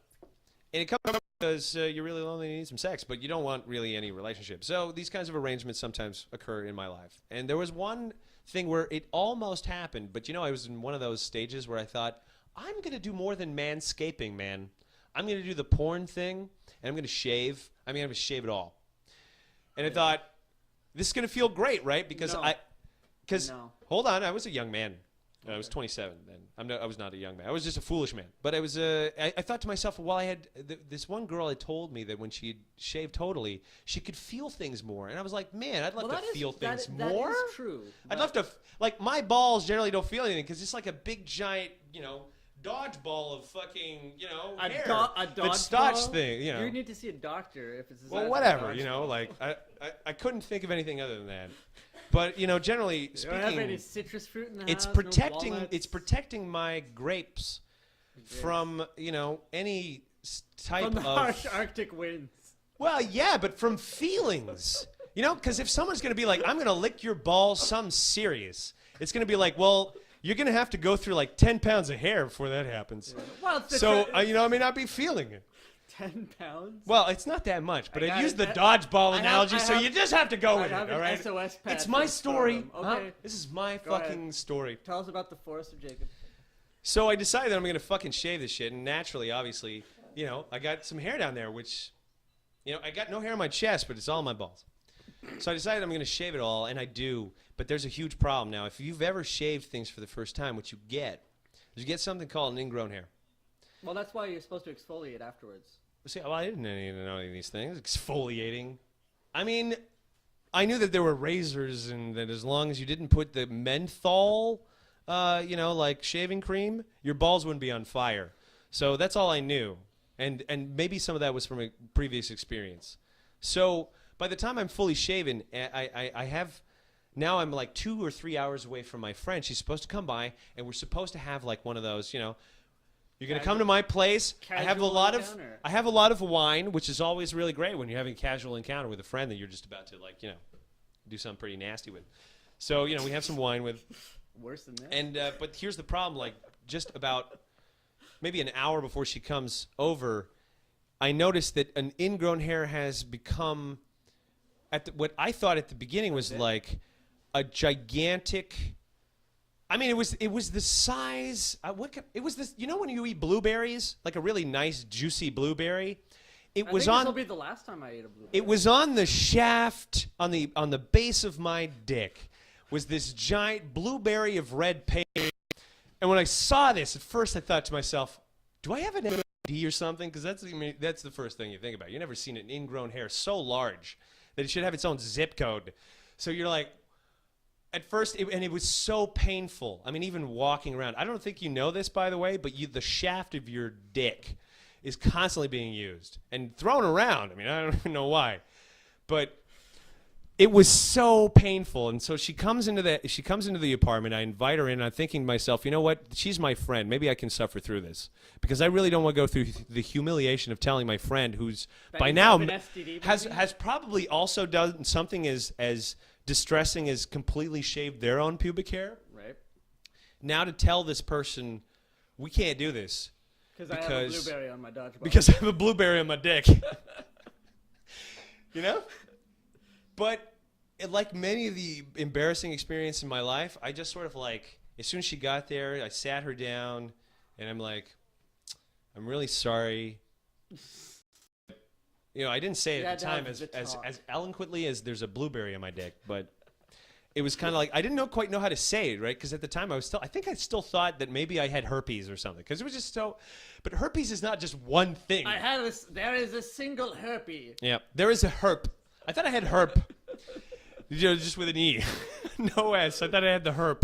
The herp. It's like what my grandma would call it. Yeah, there you go. Well, that's what we know. That's how much I knew about the private Hopefully areas and what happens. Had to. So I had to tell her. I'm like, yeah, this is not happening because I can't. I mean, I couldn't bear through it. And the rest of the night, I tell you, was essentially me taking a hot water bath so that I could lance that. And do you know what that is? Do you know what lancing is? Yeah. Yeah. Some of the stab it. You stab it with a really hot needle. You stab it with a really hot needle. Okay. And maybe there was the skin around that area is so much more sensitive, but I would have rather stabbed things in my eyeball at that time because it was about that painful. So hopefully you won't get eye herpes. I hear that's pretty bad. Don't lance and then sort of like touch your eyeball after that. Yeah. So that was my really embarrassing story of what happened when I tried to shave it all off, which is, you see that in porn movies, and you should never do that. Look, if you're going public service announcement. If you shave it all off, I would suggest just generally here, if you're gonna remove it entirely, you want to go with like a wax thing, but you just have to trim it. You don't have to like shave it all the way off. I think that was the public service. Let's move on. Yeah, I wouldn't want to gross people out with my talk of razors. If you're still here on this telethon, if my whole lancing the boil on my dick didn't drive you away, and if by now you decide that this is a great time to also donate, remember this is a telethon, and we are accepting donations. I need to get to 3,000. I think we're at 2,930. So I don't want to pressure anybody out there who has about $2,715. I don't know why I chose that amount, but it's a good amount. I need your help. I wouldn't say no to 2.9 grand. Yeah, no, absolutely. Who would? 2.8 though. Get the fuck out. What the hell, man? Yeah, no, it's no. So what we're gonna do is we're gonna cover we're gonna do the Bible stories trivia before we go into the part 2. Then I can have like a good half hour, however long the video is, to be with my shame. Let's just make sure. I'm not gonna get it. So are we still going? I don't see everything's going smoothly. We're good as well. All right, let's go with the question. So let's go with the question. All right. So if I can just do this from memory, it might not be an exact thing. So the first panel of the postcard is there are people running away from like this fire raining down from the sky. So the trivia question is, which of the following 3 is factually incorrect in the Bible? Is it number 1? You mean in the context of the Bible is real? Yeah. Question rounds. Oh, I see. So we got like we've got. What is factually incorrect in? Assuming the Bible in the stories, okay. right? Yeah. Okay. All right. Yeah. Let's not deal with it that this really happened. Look, if we're already at that stage, that is a really easy answer. That's not the answer I want you to give. So here's the number 1. Which of the following are factually incorrect? Is it number 1 that God rained down brimstone and fire from heaven because the Jews were complaining about not having any meat to eat? Was it number 2, that Aaron's 2 sons, that Aaron's is Moses' brother, Aaron's 2 sons were killed just directly by God because they burned or they offered the wrong incense, and Aaron was allowed 3 days to grieve? Or number 3, that Moses is commanded by God directly to smash the babies of the Canaanites, the Hittites, the Perizzites, whatever, against the rocks. So which of the 3 are factually incorrect? Do you know the answer to this question? Well, I keep thinking the third one, it wasn't Moses. I know that story's in the Bible, but was it Moses? So you're asking me, is number 3 factually incorrect? Yeah, I'll go with that. It is true that number 3 is factually incorrect. See, the smashing against the stones is that's actually from I'm not sure if it's from Psalms or Proverbs. It's in reference to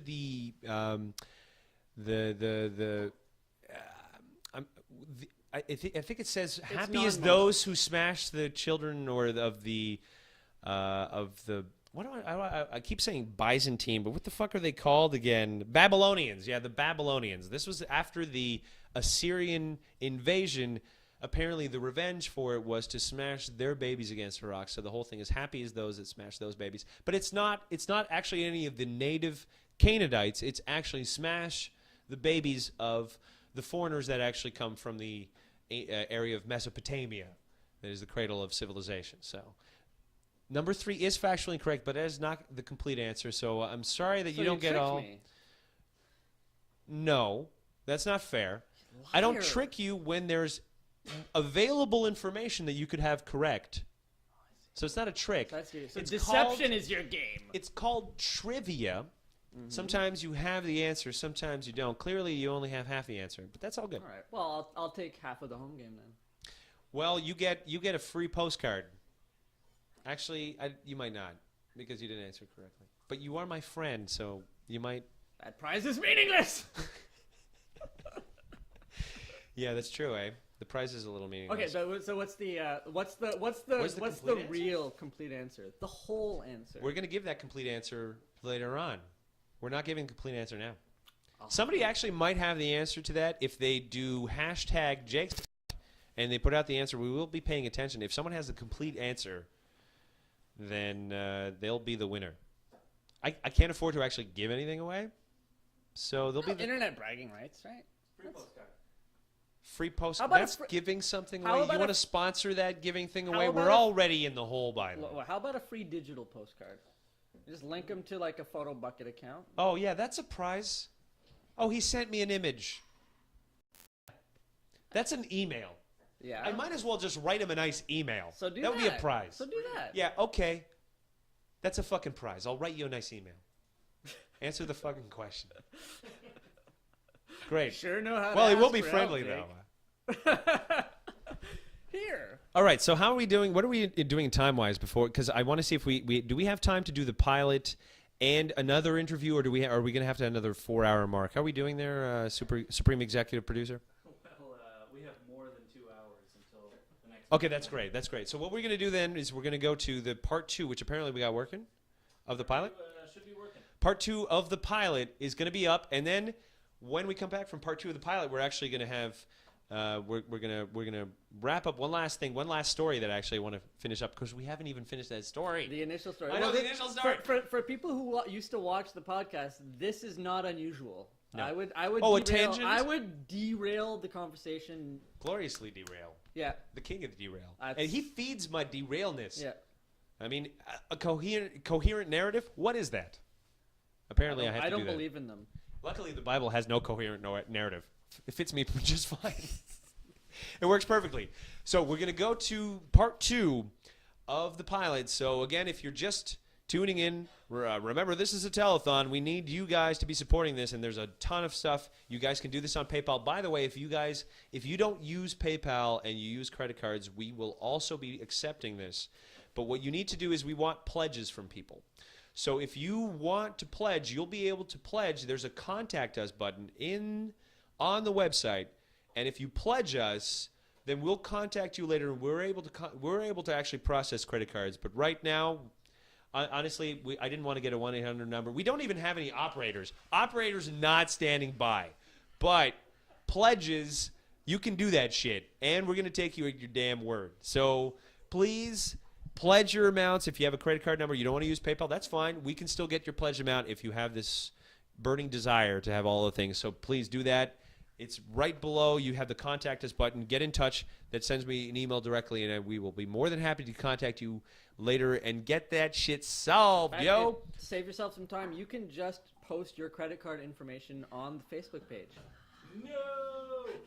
And you know what? I think it'll probably solve that $3,000 problem I have.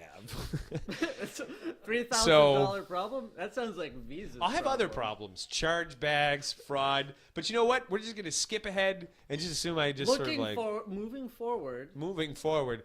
My backup plan is to basically steal all these credit cards, live in a boat, or possibly a ship in the sky. Yeah, awesome. I don't have a plan B. So hopefully this telethon is going to work. So we really need this to work. We really need this to work. So up don't next, actually part put out your 2. credit card info in case you need to be told. Don't do that. It's a bad idea. Thank you for giving that disclaimer, Jeff. We appreciate it. Without you, we would actually be liable because people are literally that dumb. Actually, that's no joke. So well, I don't think our fan base would be that dumb. That is true. I don't think the people Fair you're enough. trying to get money from would be that dumb. That's true. They if they are, I'll be shocked. Yeah. So we're gonna have the pilot, and then when we come back, we're gonna fill in that question. We're even gonna showcase. It's not gonna be. We're gonna probably have to play it on a loop because we only have a minute and a half of this. Of our Winner Is Me, the thing that I'm getting Jeff to promise that we're gonna eventually do a few more, just 6 or 7 more. I just want to round them out, have a cool amount, and there's a ton of games that you and I have been meaning to play that suck balls. So we're just gonna turn the record button when we play and just come up with something, and then. People are obviously very enthused when we do this. All right. we need like a tumbleweed across the room. Digital tumbleweed. All right, so let's play that, and we'll be right back for part 3 of our interview with Jeff. Their same mind. We find out what the public really thinks. Got a choice between either drinking a cup of Machita's urine or licking Roy Nelson's armpit. Which one do you do? Oh, I can't do this. And another stupid bet means one of us has to fight Patrick Cote. Hi, I'm Ryan, and this is my best friend since high school, Jake. Much to our parents' disappointment, we threw away our normal lives to start a website about ultimate fighting called FightLinker.com. We aren't exactly a normal combat sports site. We make enough to cover bills and beer money, and I've lost too many fight bets to ever make it in politics. But I get to sleep in, and being the boss means never having to worry about getting fired. Plus we get to go to events across the country, hang out with some of the baddest mofos on the planet, and have some pretty f***ed up adventures.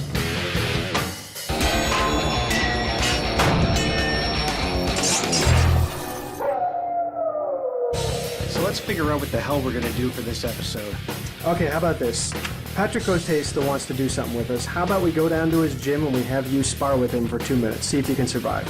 Why don't you do it? I'm the sidekick. I'm not supposed to do anything risky. The sidekick always does the risky stuff. I'm the brains. I'm the blogger. I need my brain to write and do smart stuff. How about Matt Hughes? He likes guns. Let's go down to Matt Hughes' place and blow some shit up. You ever seen one of those guns? It's like the size of you. You could take down an airplane, man. I do not want to shoot anything that might potentially get me harmed. It'd be good TV. They'd probably just murder us. Have you seen Deliverance? Okay. I'm pretty sure he was like in that movie. Okay, so now we definitely can't do it after you said that. Are you scared? You're the one who's being You're the one that's being a gigantic pussy about all this. You don't want to do this, you don't want to do that. Nothing that can get me hurt. I need a new sidekick. Remember Jonathan Chamberg, the George St. Pierre's strength and conditioning coach? How about this? You always see fighters doing circuits on the internet, circuit training and everything like that. You never tell how hard it is or how easy it is because these guys are pro athletes. So what about the idea that you and I, the average everyman, go into Jonathan Chamberg's gym and compete against a UFC fighter in a circuit? How are you an everyman exactly? You look like a cantaloupe, all right? You wouldn't last 3 seconds. While I used to be in shape, I'm not terribly out of shape. I think I could do it. Not only that, I think I can do it better than you. Why don't you put your money where your mouth is? The loser has to fight Patrick Cote. Let's do it. You're on, bitch. You're on. We're suiting up at Jonathan Chainberg's Strength and Conditioning Gym, where he's going to put us through the same hellish routine as his pro fighters. As you can see, we have no clothing sponsors. 3. Get a good shot of his ass when we do it. Jonathan has trained a who's who of MMA superstars: George St. Pierre, Rashad Evans, Kenny Florian, Nate Marquardt, Miguel Torres, Shane Carwin, Keith Jardine, John Jones, David Loiseau. You get the idea. Today he's got Jerome LeBanner, K1 kickboxing legend, and fresh out of the Ultimate Fighter house, Scott Junk. So how was life on a reality show? When you go in, you have to go in with the mindset that it's gonna suck. The first 2 weeks aren't that bad, but as soon as it gets over 2 weeks of being with the same people and guys start losing and attitudes start changing and there's no getting away. You can't go anywhere without a camera or somebody being there. So there's zero privacy. There's no downtime. It's training, then your guard's up because there's guys in the house that you don't know and you don't trust. And so you're on edge for 6 weeks. And then some guys honestly go crazy. Like they lose their sane minds. That shiner, that's from training here, right? Oh, yeah, I got this on Tuesday from Jerome LeBanner. And it was an honor to spar with the man. He's one of the best southpaws in the world. Jonathan is pushing Scott through the circuit Jake and I are about to go head-to-head at. These exercises are designed to crush athletes in 5 minutes flat. Whoever finishes the drills fastest will be the winner. 9, get up. And the loser gets a date with Patrick Cote's fists. And one more. Up, ladder, let's go. Speed, speed. 1, 2, 3, hard. 1, 2, work. God, say work. I'm almost scared. Time, good job. Beautiful. Walk, walk, walk, walk, walk, walk, walk. Breathe. I'm starting to think this is gonna suck very, very hard. Okay, so who's first? By the way, what'd you guys eat for lunch? Chinese food. Bad choice. Third. Let go. Is this the incline of fucking Mount Everest? Grab it. Oh, wow. Good. No, just to your eyes. Swing it to your eyes. Watch your head. 2. There you go. Again. One more. Last one. Up. Good. Come here. Now remember, don't slide your feet against the black. I know, I got gigantic feet. Ready, go. Ah. Careful on the sides. I'm glad it's called Jacob's Ladder, because he's gonna own it after he breaks it. 3, 2, Pick the belt up. Pick the belt up. Show me those world-class burpees now. 10 burpees. Here we go. Come on, sprawl. Come on. Come on. Come on. You got it. Come on. Come on. Yeah? How's this form? 4. Very zero, man. You're gonna throw up. Don't throw up on the grass. It's hard to get out.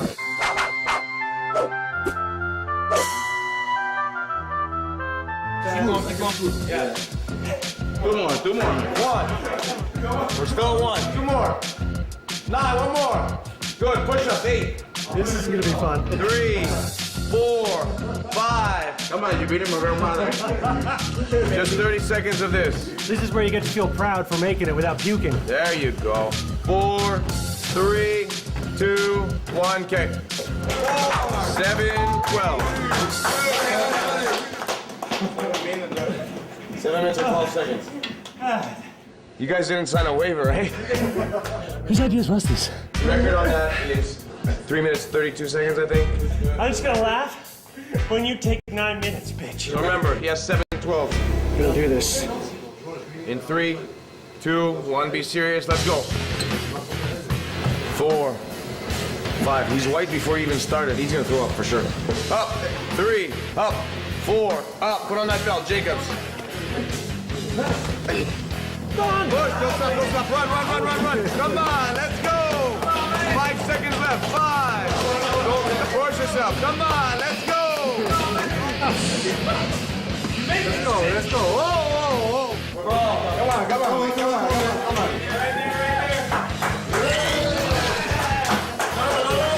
Go with the grass.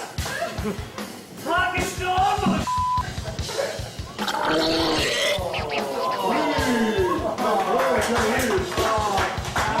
Now that's good reality TV, everybody. Okay.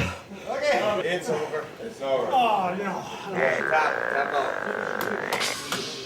Yeah, baby. I made the whole way through, and he f***ing 3 exercises and he Yeah, found but you know what? I looked a lot better failing than you did finishing. We're here with Jerome LeBanner, K1 kickboxing superstar extraordinaire. Nice to speak to you, Jerome. And look at the size of this guy, by the way. Can you catch this? I'm actually pretty tall, but look at him. I don't think I can push him. Try to stay still. See if I can push him. He's like a brick wall, this guy. This is a real good bomber. You know, actually, it's because he's nervous talking to you. Seriously? It wasn't working out. No. You're my hero! Ah, no!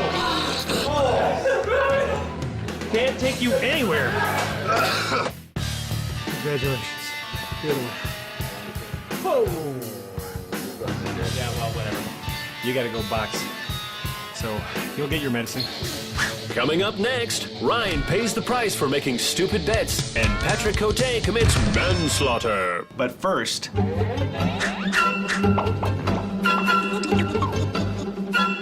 Every single day, Lyoto Machida drinks a tall glass of his own piss.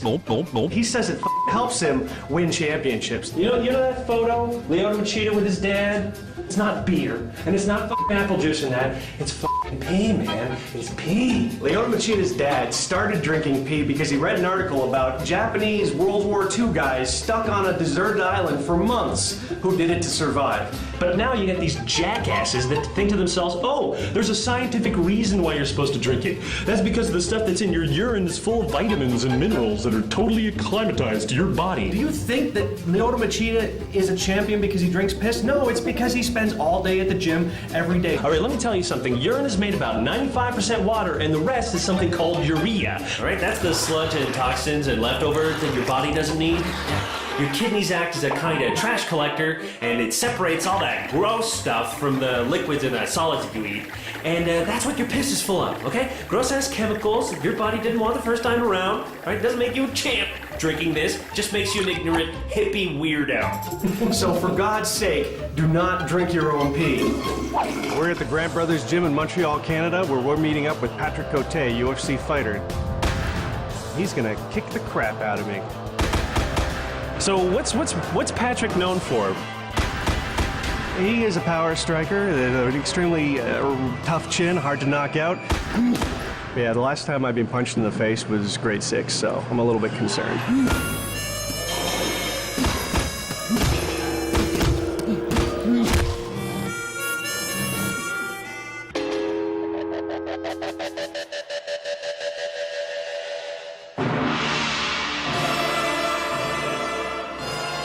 This is about to happen. It's time for the tail of the tape for our FU punishment sparring match featuring Patrick the Predator Cote versus Ryan Fightliner Harkness. Patrick Cote has a 7-inch reach advantage. He's 3 inches taller. He has 18 more pro fights and 63 more amateur fights. He hits 6 times as hard and has 23 more KOs and 15 more submissions. He moves twice as fast, trains 8 times as hard, and is 6.5 times as mean as Ryan Harkness. But he has a smaller penis. Everything else is practically identical. Ladies and gentlemen, welcome to this unsanctioned bullshit fight. In the blue corner, weighing 185 hard-ass pounds, he is the TKO light heavyweight champion, the TKO middleweight champion, the MFC middleweight champion, and a UFC contender. Ladies and gentlemen, Patrick the Predator Cote. And in the red corner, weighing in at a jolly 203 pounds, he is way out of his league. All right, if you can come and meet, touch gloves. Now, the rules are that if you call the safety word, the fight will be stopped. What's the safety word? Okay, get ready. Touch gloves, and you're about to go.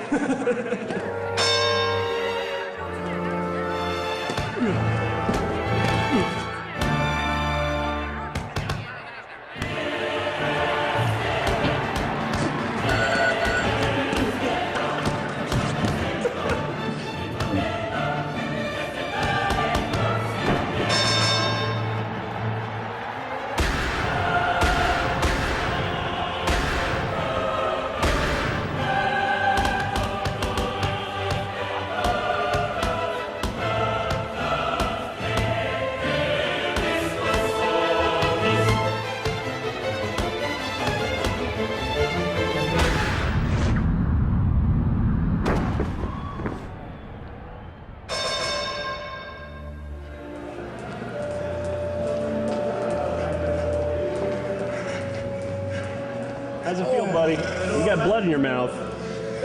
Feels good. Don't worry, he only has bleeding gums because he doesn't brush his teeth.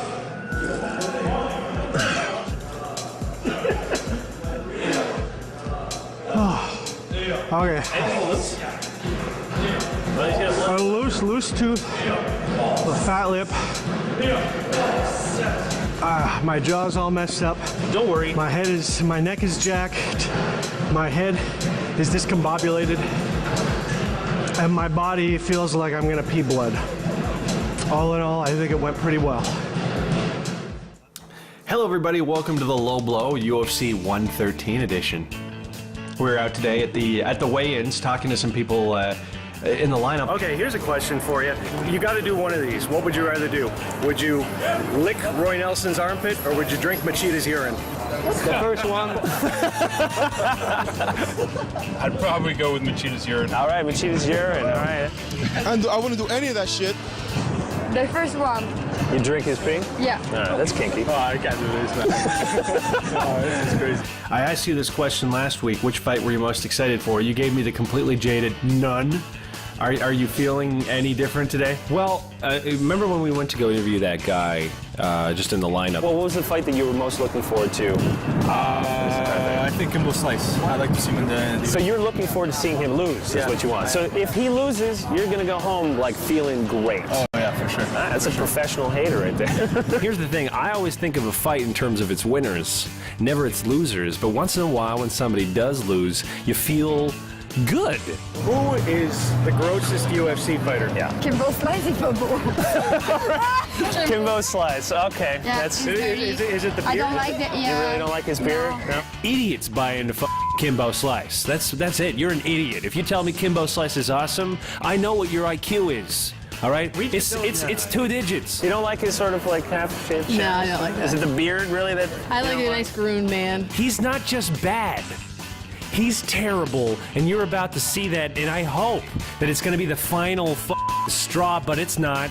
You know? Delusion lives on, and they're going to make some kind of other excuse. If Mitrione knocks him out, they're going to be like, well, Mitrione must be the real deal, and you're like, what? Here's what I think we should do. We should challenge Kimbo Slice to a fight. I want to go to his barbecue. I bet you he is like the biggest family man in the world. Here's what we do. We do your idea. You go fight him. I will eat his meats at the barbecue. But I'm like, you're heavier than me. So? I already took one for the team. I fought Patrick Cote.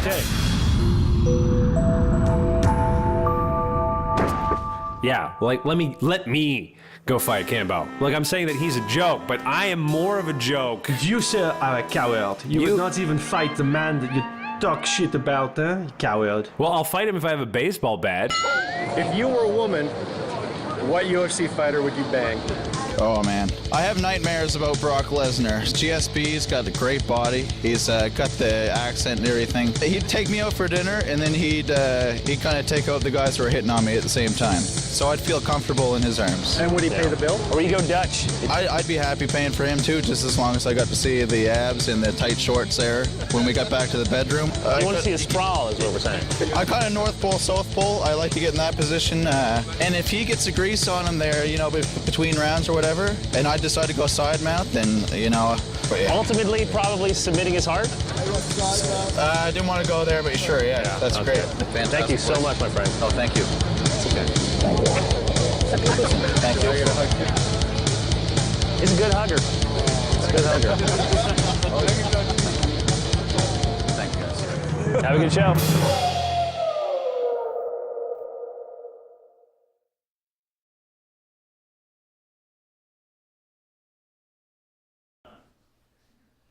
All right, welcome back. I hope that you guys enjoyed part 2. It's actually, as much as the first part is really kind of funny, I love the way that the second part is really wrapped up. And this is the reason why I wanted to work with Jason, because I felt like that was one take, by the way. That was just us recording, us having a show. I could not imagine you doing that again. Like Ryan practically died. No, he did. It's a lot worse than it looked. I don't know if you didn't see the interview, although Ryan still admits that he was quite discombobulated, as he said. You know, we had to work very hard in the editing for it to not look crappy, because he did try to go easy on him. But you can only bob ahead so many times before it does start to kind of go a little soft. All right. So I suppose that's why I worked really hard. But let me tell you something about that pilot. I was this close, man, to vomiting the whole time. I mean, you have no idea when I was lying like this, drinking water, and be like, like the dry heaves. it was just this. There was no liquid in my mouth. I was just sort of like just all kinds of messed up. So the fact that I held it together was just like, look, dude, you finish this thing. Don't be the guy who pukes. Don't be the guy who pukes. Eye on the prize. Keep going. I didn't want to be the guy who pukes. Nike slogan. Nike slogan. Plus, can you imagine if we both puked? Somehow Well- that ruins the. I mean, in the show, it'd be kind of like, oh, they both puked. Well, that's just everybody. That's just gross. 100% Everybody of the pukes. cast everybody pukes. Yeah. Sometimes. Oh, that was another thing that we did back in the day that was always so wonderful. Me and Jeff. Oh God. Can I tell you about our little secret project that will never happen? Our horrible songs. Yes. Yes. So one day, I want me and Jeff to make a mockumentary. This will never happen. Yeah. I want us to make a mockumentary where we are a band that claims that Hall & Oates stole all of their songs. Yeah. And really, our versions are the originals. Yeah. Our spoofy, our I guess satirical would be Satirical, the best. yeah. Is that the word you use when you're gonna say something hideously offensive, but you don't want to be offensive? You don't want people to think you're. No, it's satire. Satire, cheap jokes.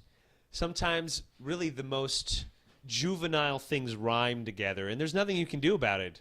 Oh, I'm sorry that the word "butt" just keeps coming up. Look, I can't help it. Knife rhymes with wife. It's not misogynistic. It's just rhyming. It just seems right.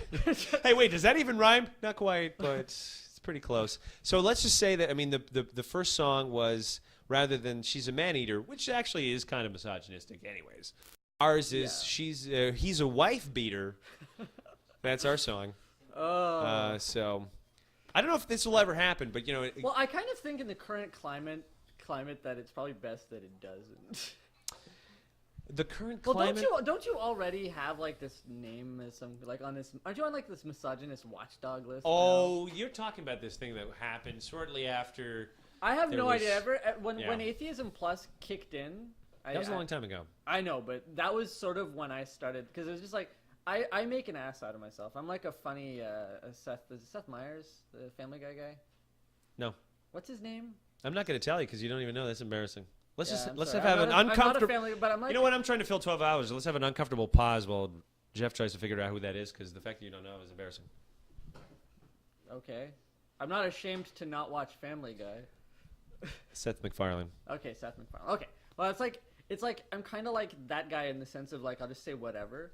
Sure, I mean just throw it out there, right? Right, exactly. But the thing is in this sort of in this climate, it's like everything you say, It's even if it's scrutinized, and even if it's meant in this really stupid satirical or just you're just making fun fucking of around. That's people. all. Yeah. Yeah, you're just dicking around and you're saying whatever. Like it's still taken as though these are the opinions of this person and blah blah blah. So it's just like, well, you can't really do this and you can't say this and you can't do this because you're going to be accused of all sorts of things. And at the same time, it's like, well, I don't want to add to any kind of,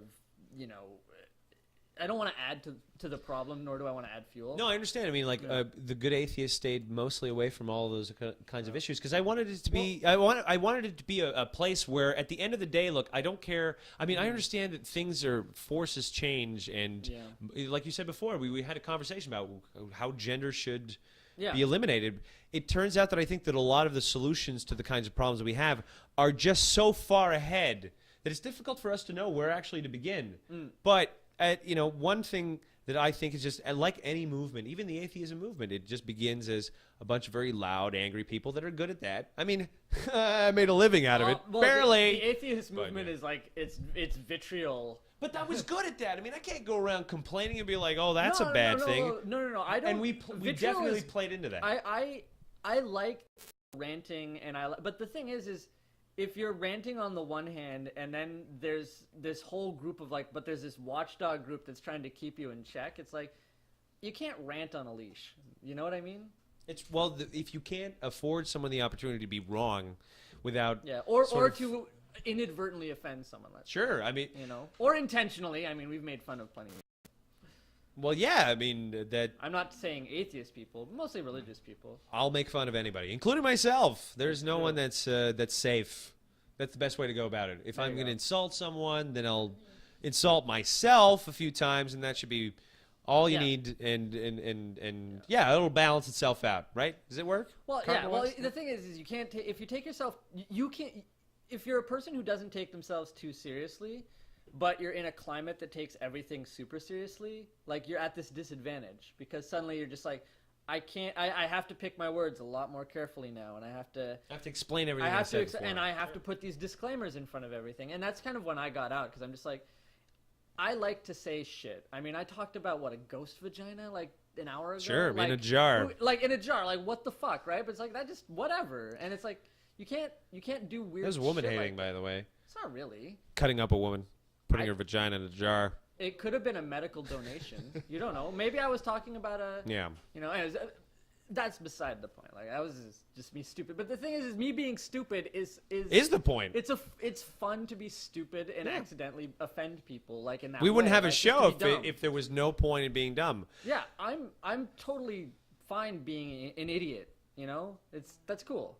But Here's what I like. I like that at one point, I think a person who's just sort of tuning in, they might think to themselves, I think this Jacob guy takes himself real seriously. And what they don't understand is, here's what I'll do. For about 20 minutes, I'm going to talk to you seriously as though you think I'm just some kind of like he takes himself seriously, intellectual or whatever. And at one point, I will just say something that will totally make that come crashing down by usually all I have to do is say the word fuck. Because apparently that oh my God. Did you use the F word? He said a no word. He said the F word. Well, there's a lot of F words. Fantastic is an F word. I don't know what you're talking, the fuck you're talking about with this F word. Shit! Be honest. Be truthful about your language. Don't hide behind crap. It's bullshit. So, yeah. That's all you got to do. Swear a little bit and be a potty mouth. Be a potty mouth. And show that at the end of the day, even a person who seems like as though I could walk around and be like, I will be authoritative about this. That's only because my voice is like at a slight baritone and I know how to manipulate it really well and all this other kind of garbage that just comes from training. And I can just fucking manipulate people with my fucking speech, but I won't do it. I'm just going to be honest with you and say, you're being manipulated by me. So. By me. I'll say it exactly like that, by the way. All right. I'm glad that I can edit that out later because I'm sure it looks terrible. Isn't this live? Yeah, but I'm gonna make a best of or something out of this because. Okay. Do you think I'm getting what I need out of this program? Do you think by the end of the telethon we have reached our goal? I don't know. Let's be be night honest is here. Still young. The night is not young. We're almost halfway through. Where are we at, Tommy boy? We're just coming into prime time. We're just coming into prime time. This is internet hot time. So this is literally when the internet comes alive. Is it? It is, actually. Go internet. Do you want to know why internet comes alive at this time? Because Asia wakes up. And they represent about 44% of the internet. How much of Asia is watching this, you think? Yeah, okay, maybe not a lot. Yeah.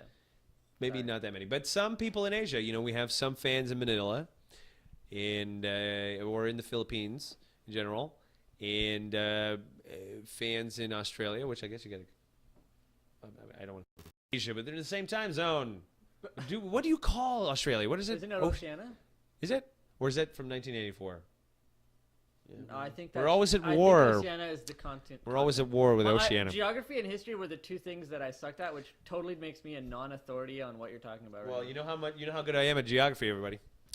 So send your money now, because obviously I need to be educated on geography. Send your money or atlases. Atlases. And remember, if you're just tuning in and you say to yourself, I don't want to really give Jacob any money through PayPal. You can give me money. You can still send me an email and pledge how much you want to give, and we will be accepting credit cards, but we're going to be calling you because we do not have operators standing by. And so that's a very important thing. But you can still pledge your amount. We will count those because we trust that you're all people of your word. On the level. Nobody lies on the internet. I've never encountered someone who was dishonest on the internet so far. It is. Send your money now. There's tons of stuff anyways. Let me remind everybody of what there is. There's a postcard, and that's just the $5 one, so if you're feeling that, I don't want to give them that much, but $5 is enough. So there's a cool postcard you're going to get, and, that's the perfect thing to send to your family and be like, hey, fuck you. The Bible sucks. Also, there's a bit of a trivia thing. What a better gift this holiday season. Christmas is coming up. Don't you want to say fuck you to your family member? I know I do. Thanks for the presents, asswipe. Thanks for Santa's about as real as God. I don't want to be harsh or nothing. And your turkey sucks. See you at Christmas. Right, just in time for Christmas, right? This is this Thanksgiving time, so everybody is ready for, family goodness. But honestly, I think that by the time you're sending one of these out, you're ready to tell your family member that you're not looking forward to Christmas. What better way to come out as an atheist than a big fuck you at the dinner table? I don't guarantee, by the way, that if you send your postcard that the post office will not throw it in the garbage because you're really offended by it. Because there have been stories of people who sell atheist products, such as the atheist shoes guy. I don't know if you heard about this. A while ago. Oh, that's a while. I think I was still in the scene at that point. No, you were not. Wasn't it the guy who had like the footprints were leaving? Yeah. Well, no, it wasn't just the footprints, but yeah, you could see at the bottom of the shoe it said "Ich bin atheist" or whatever, or "Ich." I forget. I'm sorry. I'm fucking it up. Nothing clarifies your message by like writing it in a foreign language. Yeah, he was German. That's not fair. What's foreign? If you're German, you're writing your language. To a Canadian, it's someone who's I'm not sorry in that the Canada. rest of the world is not Canadian, sir. Okay. The entire podcast, you act as if America is the center of the universe. And then you go into the segue about this shoe guy, and I assume he's in America. Well, holy shit, what the hell? So you didn't know anything about him. You were talking some fucking trash. Okay, then, I would like to, if we can just go back. I said I didn't know. You can't go back. This is fucking live, okay, bitch. I said I don't know anything about history or geography, and what just happened. Oh, is that's a great great. example. So you put a little fucking disclaimer that I don't know nothing. I don't know nothing. So don't hold me accountable for anything. Well, that's right. great. That's right. There's a disclaimer that says Jeffrey Jones doesn't know anything. Sign it right here. Don't trust anything he says. He doesn't know anything. Thanks for coming on the show, by the way. All right, so if you're just joining us now, I've been yelling at my friend, but really So love anyway, this shoe salesman from New yeah, York he basically put the shoe out, and some of the deliveries didn't go through because it said atheist on it. So this is. Do we know that's what happened though, or was it just a fuck up at the post office? Don't ask me hard questions like that, because then I got to do some Snopes shit, and I was just about to. I was using this as propaganda. Now you out that all of this is rumor. Okay, so you were saying. But honestly, some packages So seem to JCPenney was disappear trying to sell more some than shoes usual. Let's just say that the error rate seemed a little bit off. high? And if Okay. you're really trying to look for a reason, I mean, come on, people are human, and you'd probably do it too.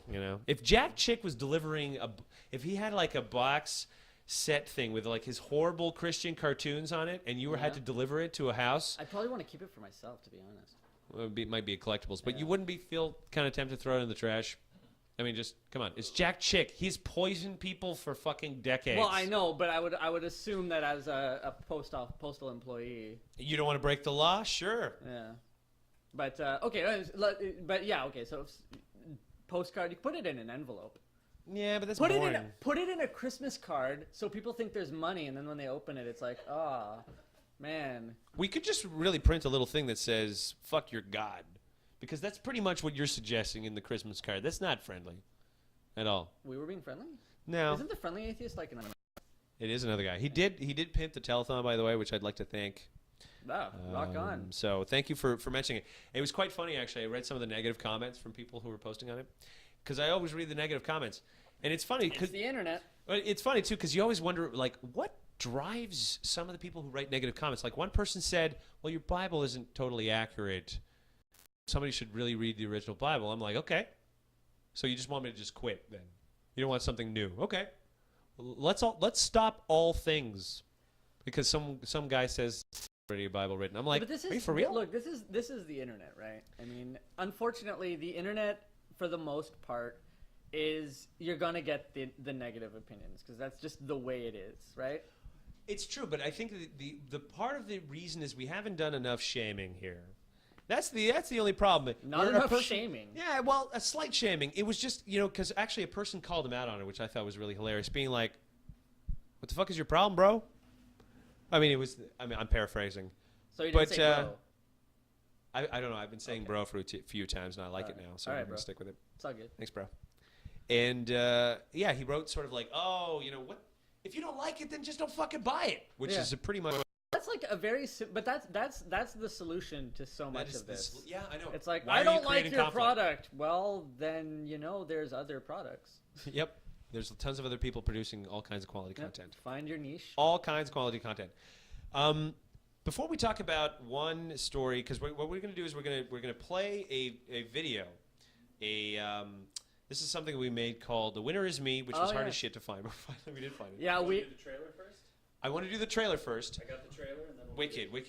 So we're going to just play the little trailer. This is the first thing that we did because we were figuring... This was for Splinter Conviction, right? Which we have yet to play. We'll have to do the Splinter Cell because it's kind of funny. I think now and with Tom Clancy dead, we have all kinds of avenues to... Oh, yes, subversive things will be said. So we're going to play the little trailer. So let's go to the trailer first, and then we're going to play the second part after that. Let's go to the trailer.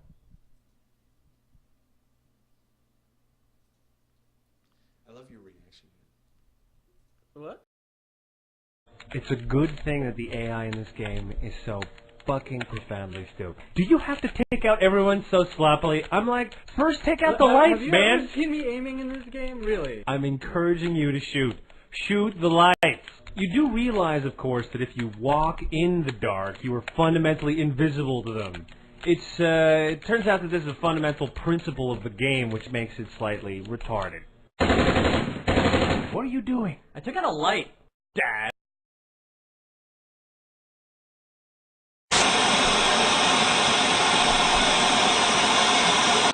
I'm trying to jump. That's not a jump. That's a spin. Just jump. He's doing that automatically. No, 'cause you're my hand flicking is the controller. Flicking. I am. Stop grabbing yourself and fucking jump. It's not a flick. All it is I basically moved my wrist slightly, and he keeps doing that retarded move. I'm trying to move forward, and you're not helping. I literally want to put my fist in your mouth. Welcome to fucking.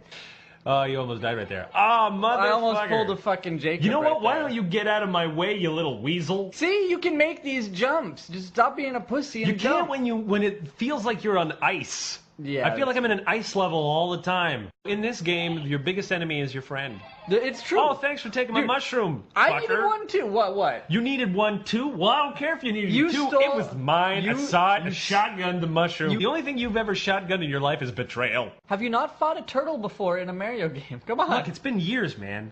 You jump on turtles. How do you forget that? He doesn't look like a turtle. He's got a haircut. Oh my god. This is fucking like Lemmy Son Koopa. of a bitch. No, he got you in the same move twice. Whatever. Do you not learn? It is called pattern. It is what differentiates us from the animal's ability to see pattern. Oh wait, no, this is the halfway point. Now he's going to his real castle. His real castle? What is that, his summer home? Hey Mario, why don't you finish the job? When you defeat someone, it's a fucking double tap. Put him down. Did he say help me? I He think says said help me, but he sounds like fucking skeezy as shit. No, when no, he he- does. He's like, help me, Mario. Help me out of my trousers. It's like The Exorcist. Help me. Fuck me, Mario. Fuck me. Who programmed this and where do they live? Dude, who programmed? Some guy programmed this in the 80s, and they just fucking, hey, let's put some 3D skins on it. This is a fucking mod. Ah, you fucking whore bastard. Why do I have to control it? Because you're Mario. This is apparently... This is why I'm saying that Luigi lives in his damn shadow. It is unfair in character history. Of all the characters in video games and stories, Luigi, he gets the short end of the stick, man. Back when I was a kid, man, his name was La Pasta. That's what we thought. We were little racist kids. Not racist, just ignorant. Ignorant. We was totally ignorant. You were ignorant. And tell me Luigi La Pasta isn't a better fucking last name than Luigi Mario. Honestly. Yes, it's a little racist, but Luigi... What's a little better racist? I'm sorry. It's just ignorant. What is with you? Like, I tried to break because there was no way for me to make it. You just You jumped. literally... You fucking beat just man by just and by jumped. running ahead of me, you had sealed my fate, sir. Do you understand what I'm saying here? You'd think that we would victory have... was not possible. All right, let's try to get through this level because it's getting to that point where I want to go home. What are you doing? I need more... It's like, oh... All right, welcome back. I hope you guys really enjoyed that because, like I said, I've been trying to convince Jeff that we need to do a few more. Besides, I mean, they're actually pretty fun to do. Remember when we had more audio than that version, right? We had done a couple of video games, if I recall. There was a whole slew of Splinter Cell stuff. Like we had actually recorded a bunch. I think it was the post-recording thing that we had a problem with. And the technology was not quite there. Well, also there's a lot of stuff because of how tangential we are when we talk. There was a lot of stuff that was just like it was funny, but there was no context for it, and it just like there was no way to put it into the. Do you remember too? The audio was all fucked because we only had one channel, and I so had we this couldn't tendency, separate. And I had this tendency to lean away from the chair. I remember the setup you had was like I would lean away, I would lean back, and suddenly my voice would be super Dude, you low. have no idea how hard I worked on the essentials to boost your voice on so much of the audio. Yeah, I remember. Brutal. I I don't even know if I did a good job, but I mean, like, it's you had that. Yeah. So I'm gonna talk. Well, Oh, you boy. had this office chair that would just the way I sit, as you can see. I mean, I tend to recline, so if it's a reclining chair, it's just like. Yeah, it wasn't just. It wasn't just. It was over so the gradual, years. I didn't even notice. Over the years, all the different horrible ghetto setups that I've had to deal with. Well, you had record this. the one with the 2 desks, because It was pretty cool back then. I liked that setup. That was cool. I liked the studio as well, but it always got me really tired. The studio got you tired. Yeah, it was a small room. Maybe we should have had more lighting. It was this dim. It was like a garage. Well, yeah. Well, that's exactly what it was. Yeah. So it's like we were We were in a recording in garage. this garage, and it was just like the lighting was really dim, and it was kind of dusty and claustrophobic. I'm used to working at night. It was perfect for me. But you're a day guy. I used to be a night guy, but then I was working at like 7 in the morning, so it's like. I feel like I get more day guy as time goes on. You I get think it's just older. as you wake get up older. earlier. Yeah, I think so. Yep. And now I'm at the 7 o'clock, and by the time I'm 50 or 60, I'll be waking up at 5 o'clock, and then when I'm 70, I'll be waking at 4 o'clock. That's probably what's going to happen. A chilling take on the future. Right. Well, you have to look forward. To dying at 60 something. Now, before we look forward and talk about all these projects, we're obviously the Hall & Oates documentary we'll never make, mockumentary we'll never make. Yeah. Hopefully, the Winter Is Me stuff we will make. Because It I'm could going to be try to fun. force I my mean, if I producer could- to make them for us if we can't even I'll get you be to illustrate. We'll just do the audio. We're going to get the hard part done. We'll Because you and I can do the fun stuff. outsource. We will. Damn it. We will. Because it's not always easy to just be a one-man team. So sometimes we may outsource. But I want to talk back about one of my favorite. I don't know if I want to call it a favorite memory, if you will, but one of the memories that sticks with me. Yeah. Because this was a kind of moment that, for me, just. I mean, it didn't It was a change our pretty big- It was a friendship. pretty big deal for me too. It didn't change our friendship, but for me, it had clarified so many things that I guess everybody was really confused about. So if you listened to the podcast way back in the day, there's 2 Jeffs. The first Jeff in the early days of the podcast was straight. Yeah. Straight Jeff. Thanks for. We use video now. We can use air quotes. It's great. Yeah. Straight Jeff. And somewhere in I forget which episode, but it's I think it's in the essentials. episode we're talking. I remember that conversation because we were talking about hell houses. It was a Halloween episode. That was the episode where I was talking about how I had a hard time fantasizing about women without feeling guilty and stuff. So I don't think I realized at the time that there was basically with the information I have now, it makes total sense. Yeah. But at the time, and internalized homophobia. It's probably not. That's a different podcast all on. That its is own. yeah. That's well, not something you cannot give that the respect it deserves. honestly, we've had some actually great conversations in a few podcasts we've Yeah. done on that before, and I think actually a few of them are in the essentials, or if they're not, like we're gonna probably be making a couple of others because I haven't really gone. The podcasts are still around. Yeah, no, but it's organized to shit because it's organized chronologically. It doesn't make any more sense. It Yeah. has to be organized in a different way. Yeah. So I'm gonna hopefully be organizing in a way that's like who's on the show and stuff like that. And, Yeah. And because again, I mean, like, I wish some people would just go back. So many of the episodes are. I mean, you just listen to them and you're like, oh my god, did you just say that when you're like you said? Oh, you have trouble fantasizing about women. Why didn't we just realize it? But that was the thing about. Yeah. I don't know if I felt innocent or dumb, but there were so many ways that at one point we just did not know what was going on with Jeff. Jeff had a lot of trouble with everything. And you're just like, is it just because he's super shy with girls? Yeah. Yeah, not so much. So there was this one. We I'm were working. surprisingly not shy with girls now, especially.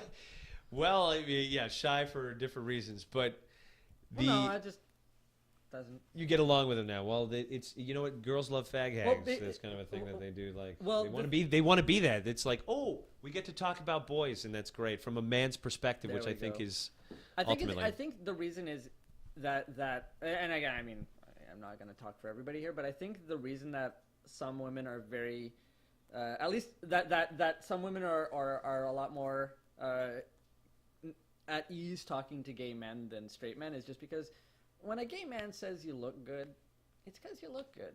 It's not because want something. I don't want anything out of it. You know? There's no ulterior motive for me complimenting you. So it's like I think there might be I don't know what the fuck I'm talking about. This is the disclaimer again.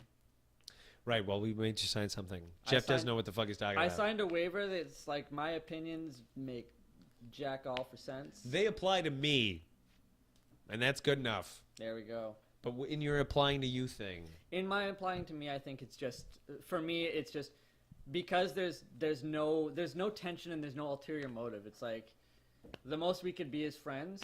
you can so be it's you. Okay. It's like it's all good. And she can fart, and you won't judge her. No. It's great. Yeah. You might say, please don't fart when I'm around still. It's the first thing I say when I meet a person. I like to set some ground rules. I think that's important. Number one. Actually, let me tell you a story. You weren't there, but remember the atheist conference we did in Montreal years ago? Yes. Okay, Lizzie well, Myers was there before he went crazy. When he crazy, you just said that on my podcast. Well, sorry, it's all good. There's a disclaimer. I don't actually know enough about it. I just don't backtrack. It's perfect. Right. So, you said you said enough though. Shut up. So, so basically, we go to this atheist conference thing, and me and Ryan had to do a live podcast, and it's very much like this, where we were not sure if we were actually going to pull this off, and we got we were telling the conference people, yeah, no problem. So we go the day before to set up because we figure there's going to be sound people there that work for the hotel. So the trick is make friends with the hotel people, and that way they're going to help you out because you're going to need their help when the fucking shit starts. So sure enough, we met with one of the guys, and it was all good. But in the interim, we also met with one of the organizers, and he comes in, he shakes our hand, and he talks for a while, and all of a sudden he's like, "Oh, I got a call. Do you mind?" And I'm not shitting you. This is a real story. And Ryan will back me up on this. And he's like, "All right, let me just get this call." He turns around and he lets out the biggest fucking fart you've ever heard in your life, and then he picks up his phone. And I'm just sort of standing there and be like, "Did that just fucking happen?" It's better before than during. I mean, he's like, "Can you excuse me?" I mean, which part? The phone or the fart? Like, honestly, at that point, you should be asking for two sorries. Sorry. Sorry. Hello. I mean, like, what the fuck? Just one? I think shocked. I think excuse me is more of a based on a time frame and less on an instance. No, it's instance. I don't think so. All right. I could say, "Excuse me," and then start barraging you with punches to the face, okay? The excuse me didn't do nothing. Excuse me doesn't say, I don't want to be rude or nothing, Okay, but I think that you are smelly and I hate you. Like you can't just say, "I don't want to be this," and it somehow magically makes everything fucking better. Okay, but how is answering a phone call and farting the same as a barrage? But we were of meeting punches to him. the face? We're like, "Hi, we're going to be fucking doing this Did live he stream say thing." something after he hung up the phone? It was like, No, he "Excuse never addressed the fact that he fucking farted. Maybe because... he didn't realize it. Well, maybe by then he had forgotten because it was a hell of a long conversation. By then I'm looking at Ryan being like, "Is this for real?" Maybe he had like numbness in his ass and didn't realize it was happening. It's true. I mean, like, complete flatulence Like can happen under stress.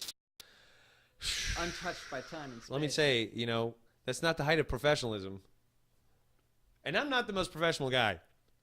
But I will say, "Excuse me," twice when I fucking answer the phone and fart in your face. I'm going to be that fucking polite with you. All right, you heard it. When he farts in your face, you'll get an "excuse me." All right. All right. We need to get back on topic here because, as usual, we've gone on a tangent. But before And we I've go alienated all the PZ Myers fans. Well, whatever. I mean, hopefully by then they've already contributed. If you're just tuning in, we want to remind everybody that this is a 12-hour telethon that we're trying to get people to contribute. So if you're streaming from the site, thegoodatheist.net or jakefortier.com, you'll see tons of options. Now, if you don't have a PayPal account or you don't want to use it, well, we're still accepting your pledges. So if you go down below, you'll see a Contact Us button, and you can let us know how much you're going to pledge, and then we're going to call you to process that later.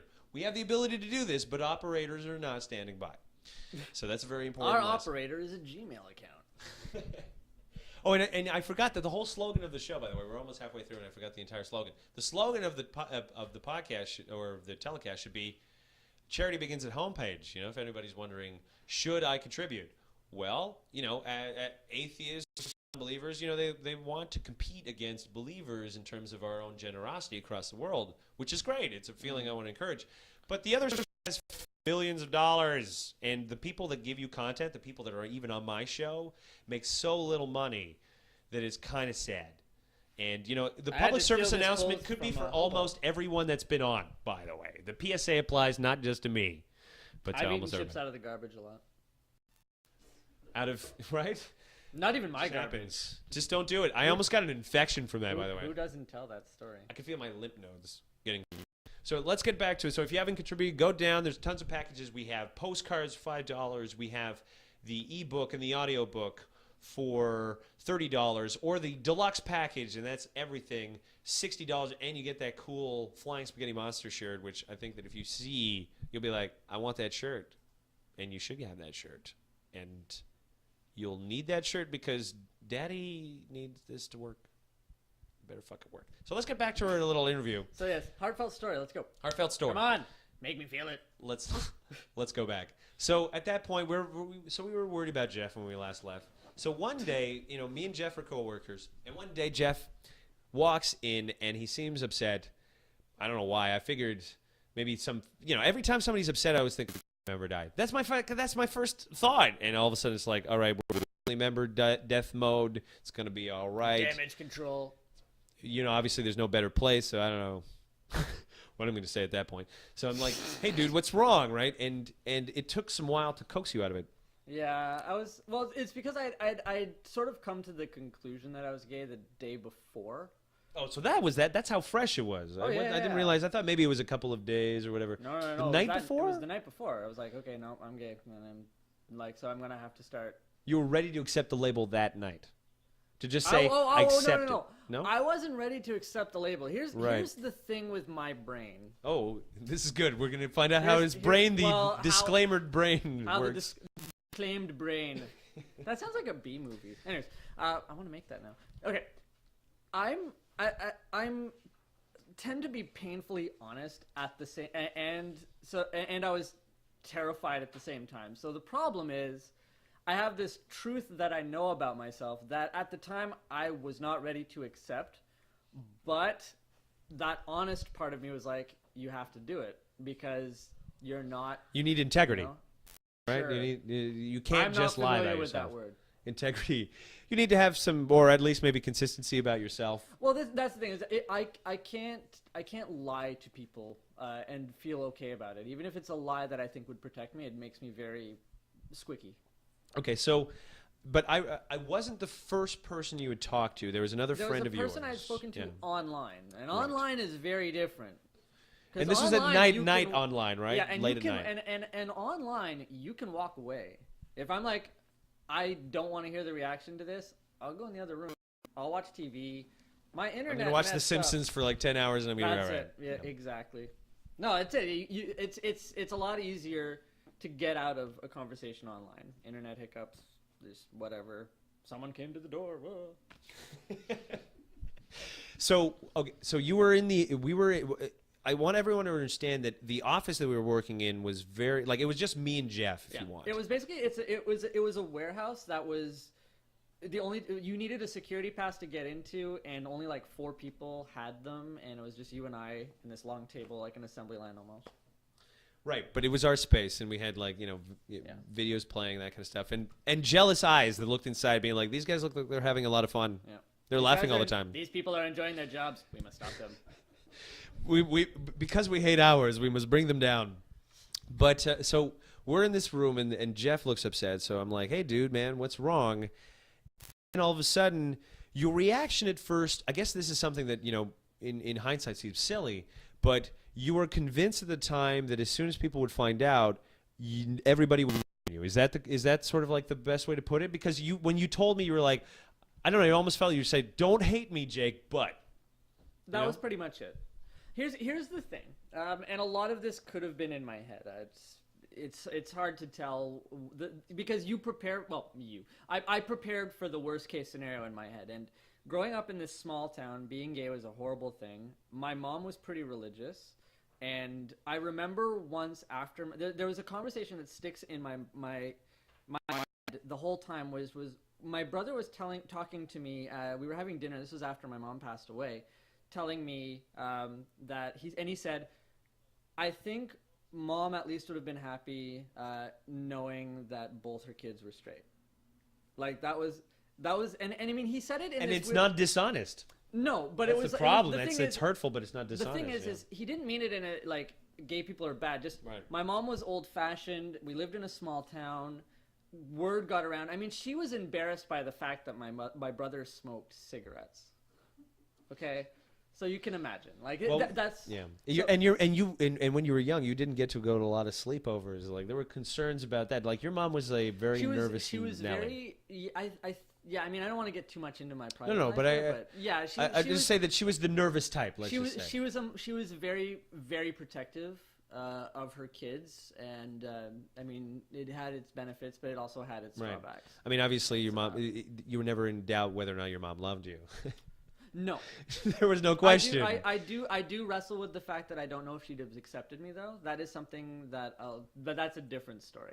I think. I understand that, but I think that it may have been. You know, I think the surprising thing for some people is at first they're always like, I don't know if the person could, but at the same time, something like that really does transform a person's opinion. Sometimes it's one of the painful things that like so much of the gay movement was. I don't want to say that there were a lot of young gay men that were sacrificed, but they were just thrown into it. Be like, you need to come out, and the disastrous consequences of that sometimes are just those are the casualties of war. It's hard to hate a group of people if you're that close to someone like that, because all of a sudden there's a face to it.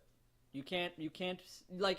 But you do face the possibility of that ultimate alienation, and there are so many. I don't know how many homeless. I'm not gonna say that. I don't know how many homeless people are suffering right now because of the very issue that they've come out as either gay or atheist or whatever. There are a lot of gay homeless people. Yeah, I'm not surprised, and that's what I'm saying. These are the casualties. Yeah. But we know that it's still necessary because at the same time, there's still so many people that get to change their minds, get to be open, get to have a real relationship. Yeah. And so when you came to me and you were all scared about how I would judge, I mean, there was no way for you to know that our relationship would be much better with you being out, because all these things that I used to be worried about, like that I didn't know about you, turned out to be something completely different. Once people knew that about me, a lot of the puzzle pieces sort of fit together. It's like, this makes sense now, this makes sense now. Oh, that's why he was not keen on this, and that's why he did this, and that's why this, and that's why he was so private, and that's why. I think there was also that part in our group of friends was like, well, somebody's got to be gay. Well, statistically, right? Right. Who the fuck is gay? And you're just like, well, every time you think and you're just like, no, he's just really effeminate, but he's still eccentric. or whatever, right? Yeah, exactly. You can't and we can't just sort of make stereotypes. I mean, it used to be easy in the day to be like, oh, obviously if he's flamboyant, he must be gay. Really? That might just be a really clever ruse to sleep with your girlfriend, buddy. So look out for that. Oh, well, I'm not really gay, so let's do this. Yeah, okay. Now that you trust me, I want to show you a side of me you may not have known about. Now that you believe that I found you attractive without any conditions. Yeah, well, so you hear that? That's the other shoe dropping. So you were the puzzle piece of who the hell in our group of friends. So maybe part of it was also somebody's got to be, right? Yeah. And besides, if I don't say I have some kind of gay best friend, I mean, I don't get to play that card, right? I don't know if that's a card you want to be playing. I have a black friend, so I do. Man, is he going to come by? Is my black friend coming by? Yeah, we don't know. Yeah, I may have a black friend coming by. Everybody, just to prove that I have both a gay and a black friend. We don't know his name yet, but we gave him some jug wine. He's going to be in the book. I have never actually successfully drawn a black person on paper. I can't draw black people. It's very racist, but I can't draw black people. They look white when I draw them. It's tough to draw black people. I don't know. It's like very subtle. Well, yeah, I guess. I find it hard to color because I find the more this is like a it's gonna get racist. It's not gonna get racist. It's gonna get color theory. Let's do this. Okay. About skin tone. For me, on skin tones, the darker the skin tone for me, the more difficult it is to color because to the second shade, right? The level of contrast is the gap is less, and if you make the contrast still too high, then all of a sudden the image itself looks muddy. Like, I don't know if you've ever had a watercolor where there's a lot, like the colors kind of run together. So are you saying that black people are muddied? I think that's racist. I'm saying that if I were to try to color a black person in Photoshop with my current skill level, they would look muddied. Yes. They would look muddied. Yes. Well, it's slightly racist. It's not super racist. It's not. Look, it's fine. We have a black friend that's coming. He's gonna even things out. Everything's all right. I don't. That's how it works, right? I don't think saying I don't know how to fucking color in Photoshop. Let me say one thing. Just for the record. For the record, I will say if ever you start a sentence, I don't know if it's racist, but it's probably racist. That's true. That wasn't really a question. That was more of a like, please forgive this racist comment I'm about to make. So I'm not going to say anything like that. Okay. But we do have a black friend coming. I hope. Carlos is a fun guy, so hopefully he's going to be by later for sort of like a... He still has a Game Boy Advance game that you left with him. Can I... Let me say this one thing, Jeff.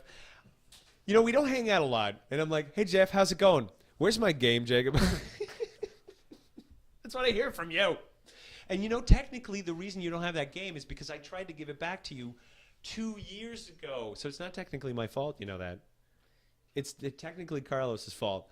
But we're going to find it for you because I know it's important to you. And I told Carlos that if we don't find this game, you're going to hate me forever. Well, I won't hate you forever, but... Well, you're gonna tell me, oh, you make a Final Fantasy game with level 99 and all espers, whatever, all levels. Look, am I saying things wrong here? There were espers in Final Fantasy 6. Right. Good. But look, all I'm saying is... All I'm saying is give me my fucking game back, Jacob. Just because I hold on to a grudge like an old man holds on to his prescription I can't borrow any more games from him because I got food on one of the manuals. You know, I could replace that thing for like $2 at one of those game stores, but I understand why you won't lend it to me because I failed in his trust game. So I couldn't get... What game was it, by the way? Bioshock Infinite. All right. It did have high resale value. But that just means that I could get a new manual. But you... It has to be the original one that came with the box, right? It's just a question of look. It's just a question of respect. You're a monster. I'm a monster. I just want to borrow it. Sometimes there'll be some food on. It'll happen. I can't help it. I'm gonna borrow a T-shirt, but when I give it back, there's gonna be a... Yeah, it's gonna be dirty. You wore the T-shirt. It happens. You know things fall apart, right? It's called entropy. It's gonna happen. Your video games will fall apart. All the more reason for me to take care of them. You know what happened? Because they won't survive on their own. Do you know what happened? I was going to borrow Uncharted 3 from you, but I ended up buying it. Let me tell you something. It wasn't worth my purchase. I would have rather borrowed it, okay? So it's worth my purchase. It's your fault. It's your fault is what I'm saying. It was worth your purchase. To have friends is to have access to video games, but apparently when you don't have like any responsibility, you just can't handle it. And that's the truth. I deserve it, though. But he's got like so many enticing games you can't borrow because I'm not responsible enough. I was thinking we could work out a system. Oh, boy. What's the system? Well, it's just that all you take is the disc and not the case. Right. I'll come with a generic burlap sacky disc that's, you know, well, maybe not burlap sack, but whatever, a generic disc. How about you bring your Uncharted 3 case, and we'll put whatever game you want to borrow in that case. We'll do that. But I still believe that I don't need to shame you by, like, making you like a... Shame me right now. That's what you're doing. Shame me. I can't take care of his instruction booklets. And it's very important that it's the original one, because I can't replace that shit. But many of them you can. It's a PlayStation 3. I mean, I understand if I did that with your Final Fantasy 6 cartridge that I've lost. I bet you really want to continue the original story now, don't you? Which story? About the coming out. Yeah, let's go back to that. There we go. Because I've lost your thing. Let's finish this. I don't want to be reminded. Hope maybe Carlos will come with it. Huh? Can you message him? Dear Carlos, can you bring down that game? Because that's what the real pledge should be about. Like pressuring your friend to bring my game. To bring your video game that I borrowed years ago. That's the important thing. So let's obviously our friendship needs to be rescued, obviously. So let's talk about it's the part where you come out and you're at the time when you say it, you're very scared. Oh God, yes. You're terrified. Sure. And were you crying? I can't quite remember. You were on the verge. I think I was on the verge of it, and I might have cried because I mean there was like a good month or two of just it was like this emotional roller coaster. It's pretty common when people come out though. There's these weird ups and downs. And well, you're also you're very good at hiding it, by the way. So no one knew. I grew up in a household where you're supposed to hide your feelings. Hide your feelings. Well, you succeed in every sense. You know. Going back to our conversation before the break, before the videos, when you were talking about the whole gender roles and how people are supposed to, and don't be such a girl. Sure. Blah, blah, blah. Case in point about how we were supposed to hide our feelings in our house. And I mean, I had when I was in college, my house had been broken into, and all of my stuff had been stolen, and the locks didn't work on my house. The people who robbed me lived in the building, and my landlord wouldn't change the locks. And I'm freaking the hell out, and I call my dad to pick me up because I was going to go back home for a little bit. And his response was, and I'm like, I was robbed, and these guys broke into my house, and they took everything, and I don't feel safe in this house. His answer was, well, you don't need to cry over it. So, I mean... Be a man. Be a man up. Man up. Man Something up. horrible happened to you. Man up. So anyways, so yeah, I learned it's like, you know what? You keep this shit to yourself. So you were... Not a good lesson, by the way. No, please learn from Make his yourself mistakes. a ticking time bomb. Seriously. So you're telling me this. Yes. You're very, very nervous. Mhm. And, you know, at first you're like, I got to tell you something, and I don't know if you're going to judge me for it. And I'm like, at first, I got to tell you, my first thought, seriously, was that you had done maybe something horrible or whatever. So to break the tension, because you, and I regret this at the time, because you and I used to make a lot of gay jokes, which would never translated well. Let's just say they didn't age well. Well, look, I didn't. Yeah, It may have been even your own kind of like way of dealing with it at the time. Testing the waters. Testing the waters or whatever. So, you know, I say something like, "Oh, you're going to really judge me." And I'm like, "What, are you gay or something?" No, what you said was, what did you dream about sex with a man or something? It was something Oh, like well, that. yeah, was it? And I was Okay. like, no, and I was like, yeah, for Wasn't like just the one last dream. 20 years, like every night. It's perpetual. And then and then when you said that, it was like, "Oh." Yeah, but the thing is nobody knew. That was the weird thing. Is I had this feeling they already knew, but nobody. Right. Well, knew. you were paranoid. You wouldn't go out to Nope. stuff because you were afraid that in a conversation it would come out that you were gay. Like somehow you'd be like, Someone would. "Oh man, I'm having such a great time. I want to smoke cock." Sorry, I mean I'm not gay. I mean I love men. You know, like that's. It almost seems like you were afraid that that's what was. Did I say man? I meant Snaffle. As though they would just come out like They that. have fun facts on the bottom. But at the same time, and the weird Snapple. thing is, you know this. You told me this. That you Yeah. secretly wish that someone would be like, "Dude, are you gay?"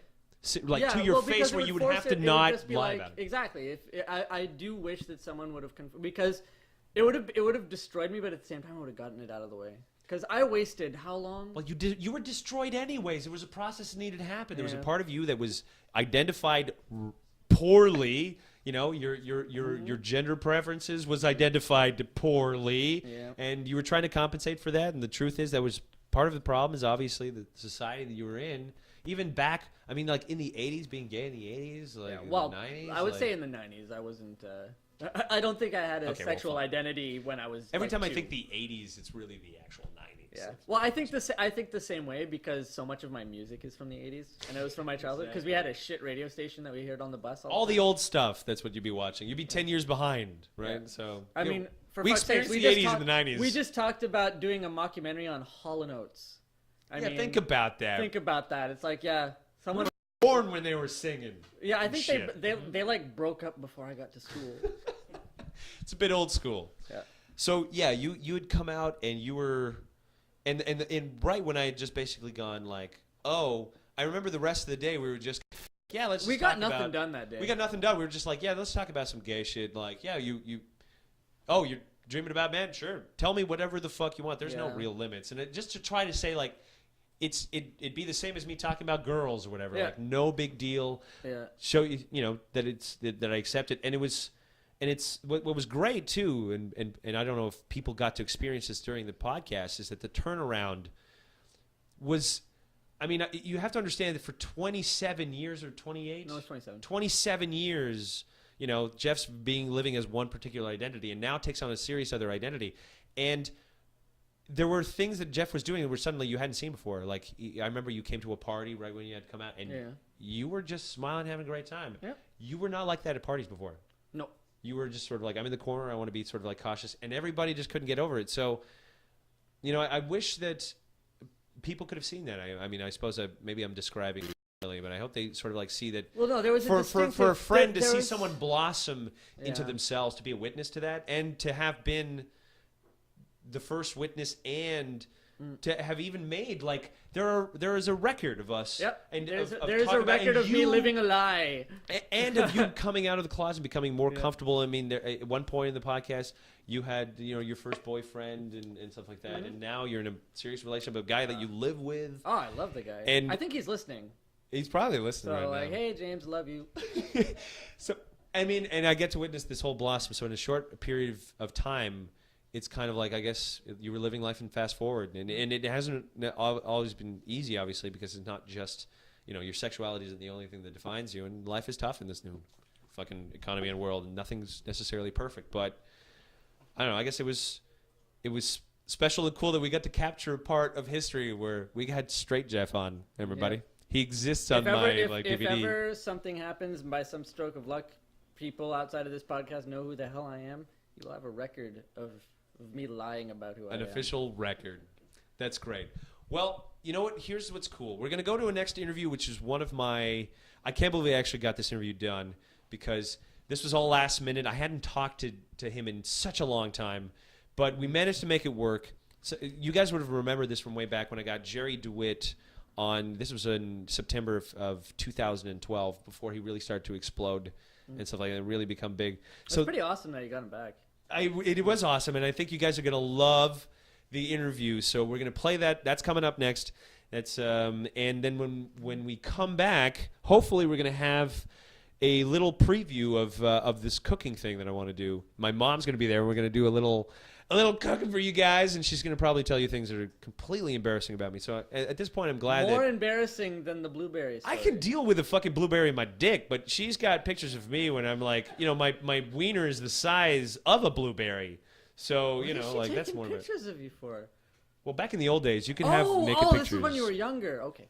Yes, when I was a child. Well, if you were wearing a swimsuit, I figured it was cold in water. And... Well, not that small, but yes, we're gonna feature my mom. She's going to be joining me. So there's all tons of exciting stuff. Remember, if you're tuning into this and you're loving this, you got to go on to Facebook, onto Twitter, and you got to use the hashtag Jakestock.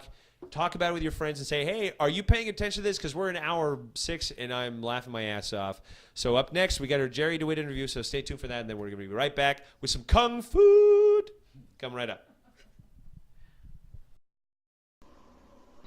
Welcome back to the Telethon. I am ecstatic because my next guest is someone who was how can I describe this? I have a bit of a kind of a point of pride of having brought this guest on and really had him on before anybody else other than the freaking New York Times had him on. So I felt like a little Mr. Exclusive. So it is my great honor to have friend of the show, and I guess phenom now of the secular scene, Jerry DeWitt. Thank you for joining me, Jerry. It is a pleasure to be with you. Yes, you did catch me very early on, didn't you? You showed me great mercy and sympathy early on. Well, I actually went back and I listened to that first interview because I was really curious about the things that we were talking about then. Because when we had talked, like I went back and I did actually a search, see when you really started to emerge as an internet phenomenon, let's just say, like sort of like as a searchable entity that if I wanted to know more, I could find endless sources. And the earliest is definitely August, I think it was 23rd, when the New York Times article really came out. And then I had you on, I think it was September 10th. Right. And after that, you sort of like took off like a butterfly. But, and here's the great thing. I don't know if you're going to have to go back and you're going to have to listen to this podcast because I have a number of questions that I have to ask because I promised you in that very podcast that I would ask you those questions again on the follow-up interview. Oh, okay. All right. So we're going to include those questions. But the cool thing about it is that when I interviewed you, you were really hesitant to write. Well, you had discussed the idea of wanting to write a book, but there was no real foundation of an idea there. You were describing to me that you had someone that you thought you wanted to bring on. It was so damn early that I even offered to try to help you with that book project. That's how early that was. So tell me from that point, what happened in that year and something since then? What has happened since then? Yeah, so obviously we did do a book, and we were approached by a couple of different publishers, and the one that we went with was DeCapo Press, and they're headquartered out of Boston.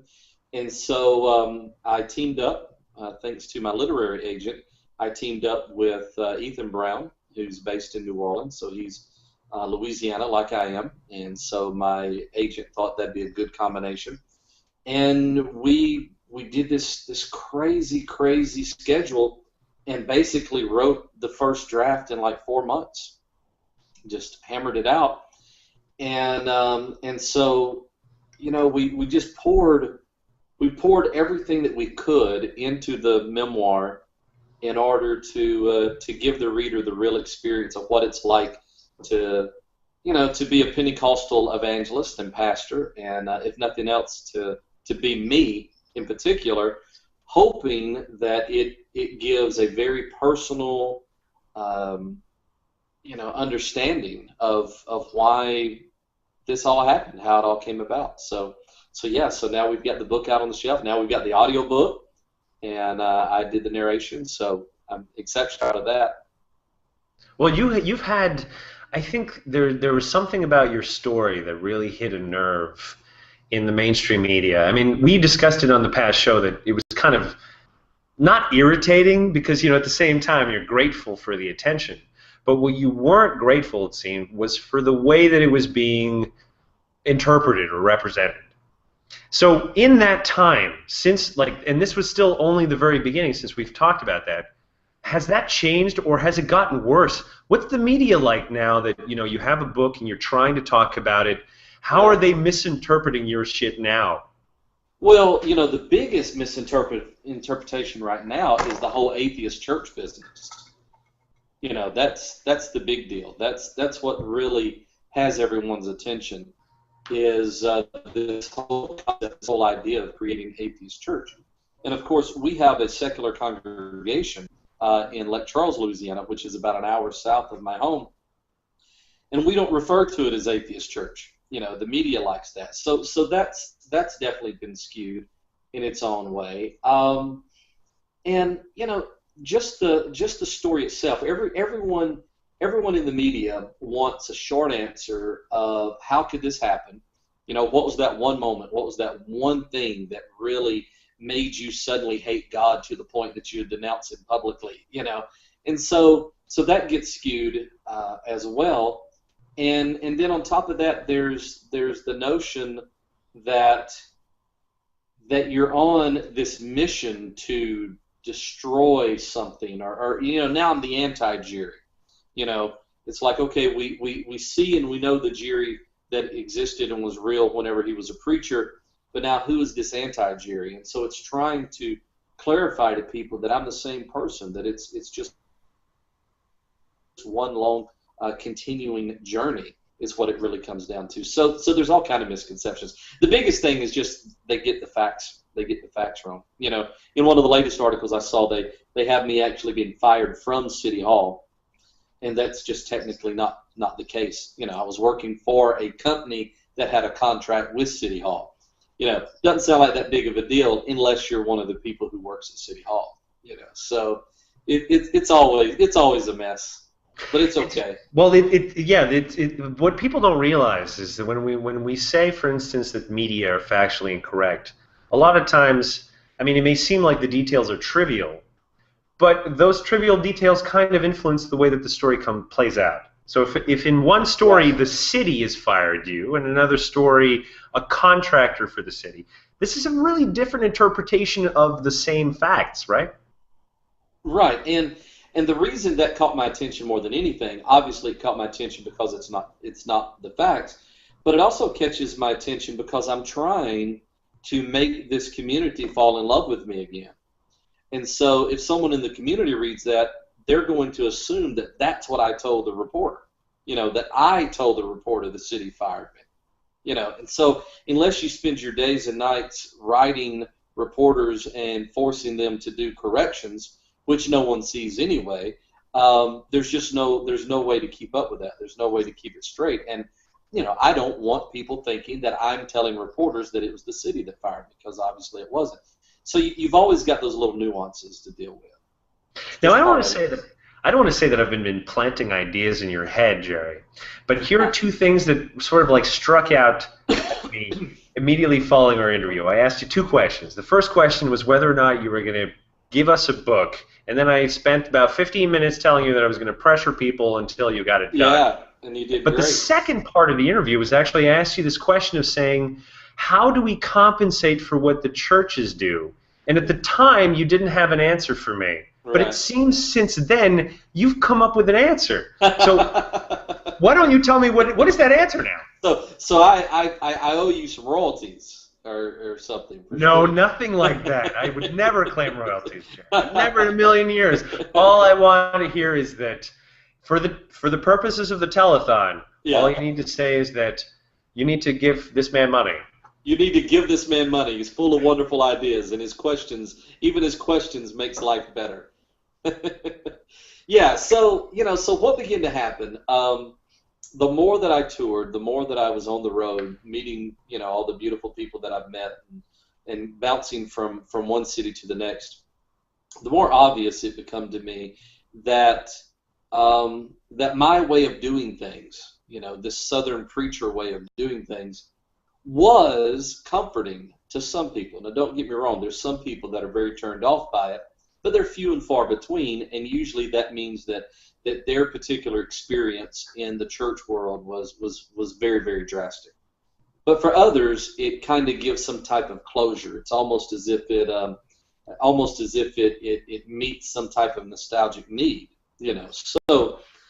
So once I began to see that more and more people were comforted or excited by my way of doing things, it then opened up the question, well, are they looking for the church type experience? Not just, and this is a very important part, not just the service, not just having the music, singing the songs. But the inspiration, right? Yeah, not just the inspiration side. Well, not even just that, but the care network that comes from a good church setting. And I understand that I'm being very Christianese when I'm referring to just church and not synagogue or mosque or anything else.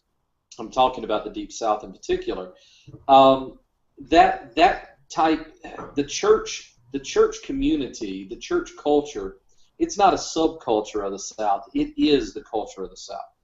And so a lot of people that have left their religion, left their theistic belief systems, just because they've left that doesn't mean that they've left their desire to be in community, that they've left their desire to even be involved in something that has an institutionalized care network. And so over time, it just become more and more obvious that people were still looking for that. So that's what happened. Actually, some free thinkers in Lake Charles, Louisiana, asked me if I would be willing to start a secular congregation. So that's what we've done.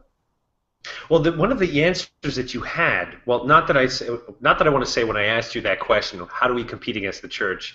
Yeah. Not to say you didn't have an answer. You did have one answer. You said that we didn't need to shy away from the emotion of how people feel. And I thought that was a really important point. I hope people go back. I'm going to post this up, by the way, before. I hope people go back and they listen to that interview that we did way back, because there's, it's not often like that I go back and sort of like re-listen to interviews. You're on the best of, by the way, for a number of reasons, because even in our conversation, I felt that so much of what needed to be said about that whole transition of saying, like, for people in the South, like you said, it's a culture. You said yourself when you saw, what was it, Jimmy Swaggart or something like that you felt that he was like Elvis Presley. Absolutely. And maybe the people like me, some northern-ass mofo, doesn't really understand the charismatic movement, that whole, these aren't preachers, these are rock stars, man. Absolutely.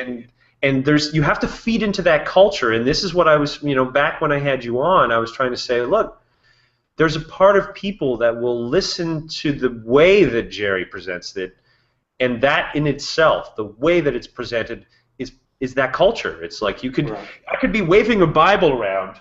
Hold on, let me do this as an experiment. I'm going to wave a Bible around, and I'm going to be like, this book is a lie!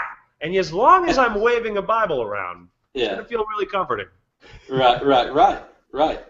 No, you're exactly right. There are, for being as complicated as we are as human beings, at the same time, it seems as if some of our behaviors and some of our habits are pretty simple, And when you create, it's important to me that people understand, non-theists, agnostics, atheists, it's not the casseroles that they're against, it's the doctrine. You know, they're not against meeting up for a casserole dinner. So it's not the dinners they're against, it's the doctrines that they're against. It's not even the monthly meeting, it's the mythology. You know, and so I think we have, in some cases, we have thrown out the baby with the bathwater, and this is just an opportunity for some, and this is a very important part as well. Just because we're doing this in the way that we're doing it, we're not meaning to imply that the entire secular movement is supposed to go that direction, or that everyone who considers themselves a non-theist is supposed to come join some secular congregation somewhere. We don't think that's the case at all. We think that this particular methodology is meant to meet the needs of a very particular type of person. And everyone who doesn't fit into that, there's already numerous activities, there's numerous organizations and types of events for them to belong to. So we think this is just added into the mix, and it's nothing more than that. But it definitely naturally is comforting and effective for some people.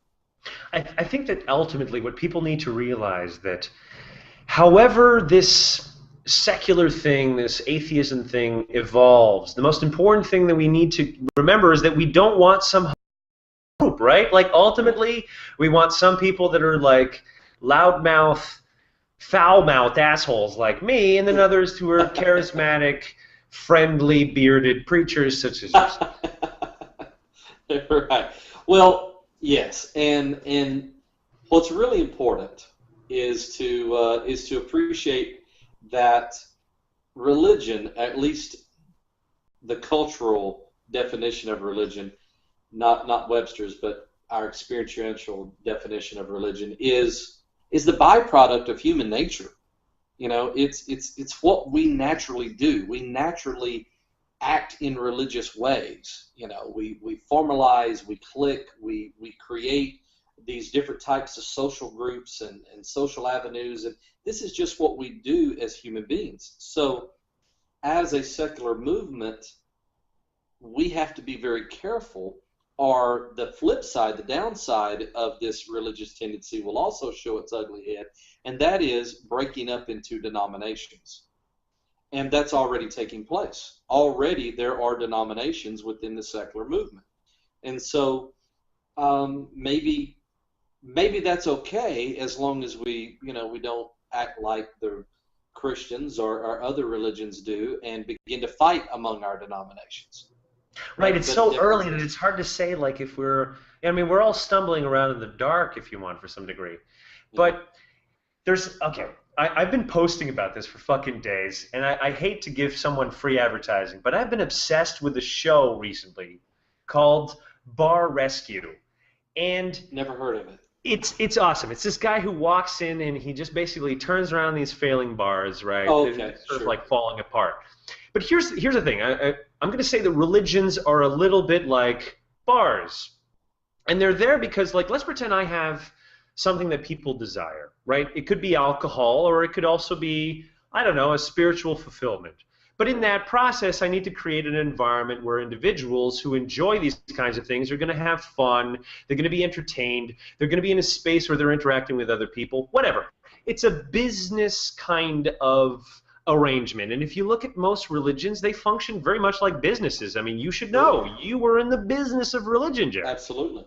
Right. So you know that in a sense, I mean, if I compare a bar to a church, it's not really that different in terms of what you're serving up. Right. Absolutely. No, you're right. exactly So, right. I mean, I love this because for me, it's like saying, like, look, as much as we need liquor, right, making liquor illegal is not a fucking option, we need whatever it was that religion kind of started selling. And the thing that it sold is the same thing that a bar sells. A bar sells alcohol, but it also sells an opportunity for people to socialize.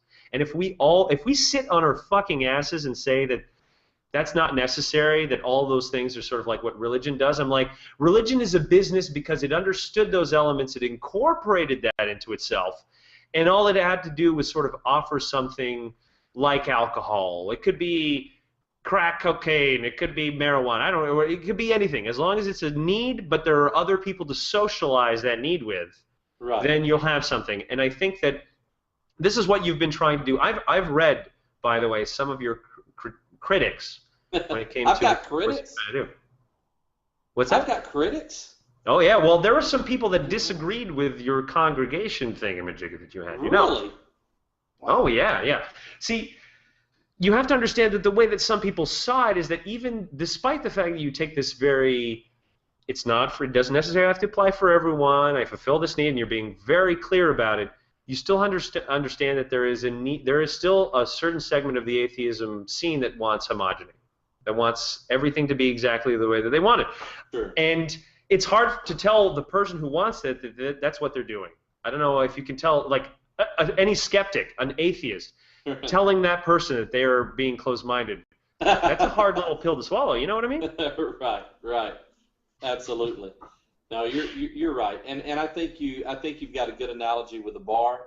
I think you've got a good analogy there, because you're right. People they're willing to buy a product. They're willing to receive an experience, and a large part of that experience, like the bar scene related to the church world, is the social aspect. You know, there's no doubt that's a reality. What I find very interesting about human nature, and I experienced this when I was in the Christian world. Obviously, I experienced it there first, is how I can be far more critical. My conscience will allow me to be far more critical about things that you like and that you're interested in, and far more liberal and understanding about the things that I like and that I'm interested in. And that creates, that creates some conflicts of interest. That creates, we become hypocritical about some of our values and some of our stances. So if you really wanted to get technical about church, and whether or not the secular congregation is too religious, you could turn around and apply almost all of the mechanics to a secular service. You could apply those same mechanics to a convention. A convention is almost like one big, long, 3-day secular service, because you have all of the same elements in place. You have people who are getting up and speaking, and all of the audience is turned and facing them, just like you do in a church building. There's all of the elements are there. Matter of fact, now in the secular movement, we've got some wonderful musicians and vocalists, and so if you hang around till 10 o'clock at night, you're going to also experience music. The whole thing is about getting together and socializing, at these conventions. So some of the same people who might be critical about our meeting once a month would not be critical of meeting once a quarter or once a year at a convention. But yet many of the elements are exactly the same. And so that's just part of human nature that we have to deal with. And what I ran into, the wall that I ran into, was once I started receiving criticism, I then have to ask myself, am I to be more concerned over the criticism and fair arguments that are being made, or do I need to be more concerned over the needs that can be met in a very unique way in our little part of the world? And for me, being a humanist, the way that I feel like I always was, even in Christian ministry, I have to go to meeting the needs. How do we meet those needs? So it's always going to be complicated. Well, you said yourself, though. I mean, you're a relentless people pleaser. You want everyone to like you. Remember, I went and I listened to that original interview. I know so much even more than you might possibly know, because when I interviewed you, you were at a very emotionally vulnerable time. I mean, there are many things that have changed since the time that I talked to you. I mean, you were just coming out of the atheist woodwork, and you still hadn't received some support, but I don't think it was anywhere near the support that had arrived after, like, that deluge that you basically got. So even at that beginning, I mean, you were a bit of a I don't quite know what's going on kind of a thing. Oh, absolutely. I still feel that way a lot of times. I still don't always know what's going on. It was an eye opener. I will clearly say that almost everything that I experienced during my Christian journey, and when I refer to these things, I mean negative things, backbiting, hypocrisy, judgmentalness, many of those same things I have experienced once again in the secular movement. And it's not because it's a religious thing or a secular thing. It's a human thing. Yeah, it's human. It's a human thing. And so I think in some ways getting a second dose, a second round of humanity has, I think it's helped me grow up in some ways. I think it's helped me clarify my own values. It's helped me better determine in which direction I need to steer my own ship. So, yeah, a lot has changed since our first interview. There's no doubt. Well, this is why I love having you back on the show. I mean, I've had lots of people back on that I first interviewed. I had Sylvia Brooks, who was just on. I had Guy Harrison, who was just on. Just so many people that, you know, it's funny. I guess I never really considered that. Back in the day, my whole obsession was trying to get to people really before they would blossom, if you want, in their new roles. And now I get to kind of interview people after they've crossed that threshold. And not just that, but being able to sort of establish their own way. Because the thing I like about what you've been attempting recently is saying you've established some footholds in your own like hometown, and you said, I'm here to create some, you know, like diplomatic bridges. Absolutely. I'm here to be loved again. And you know, it could be it could be so much easier for you if you went back to sort of like back up north where tons of secular people would be supporting your ass. You know what I mean? Right. Yeah. I love Manhattan, you know, and I could be living in Manhattan right now. Of course, I'd have to be living in someone's closet because that'd be all I could afford. But you know, I could be in Manhattan, and it would be easier. And the fact that it would be easier is the point. The reason it would be easier is because my being up there wouldn't matter. But my being here does matter. And that's the point. And that's the point of being here. You know, as I like to say, and I'm sure you've heard it many times now, is I don't think that I have the answers. I really don't think that I have the answers. And I definitely know I'm not the answer. But as long as I stay in this community, I'm the question. And people have to deal with that question. And every time I go about my normal life, when I walk into the bank, you know, to make a deposit or withdraw, when I'm walking into the grocery store, wherever I'm at, just living my life, my normal day-to-day life, and people are encountering me, they have to deal with the question. What did I hear about this guy? Has anything changed? You know, I remember seeing him 3 years ago, and he acted the same way as he's acting now. He's obviously older and worse shape. Something must have transpired over the last 2 years. But, you know, what is there anything really different about this guy? And so I like the fact that we are, you know, my son included, that we're keeping this question brewing in the minds of the people that we're connected to and love. I think it does them good. I'm not trying to be a thorn in their side. I'm not trying to make a statement. I'm not putting signs out in the yard. I haven't put out any bumper stickers on my car. You know, I'm not trying to be an issue. But at the same time, I think by them having to think about me, I think it does them good. I think it makes them better people to have to deal with me. I really do.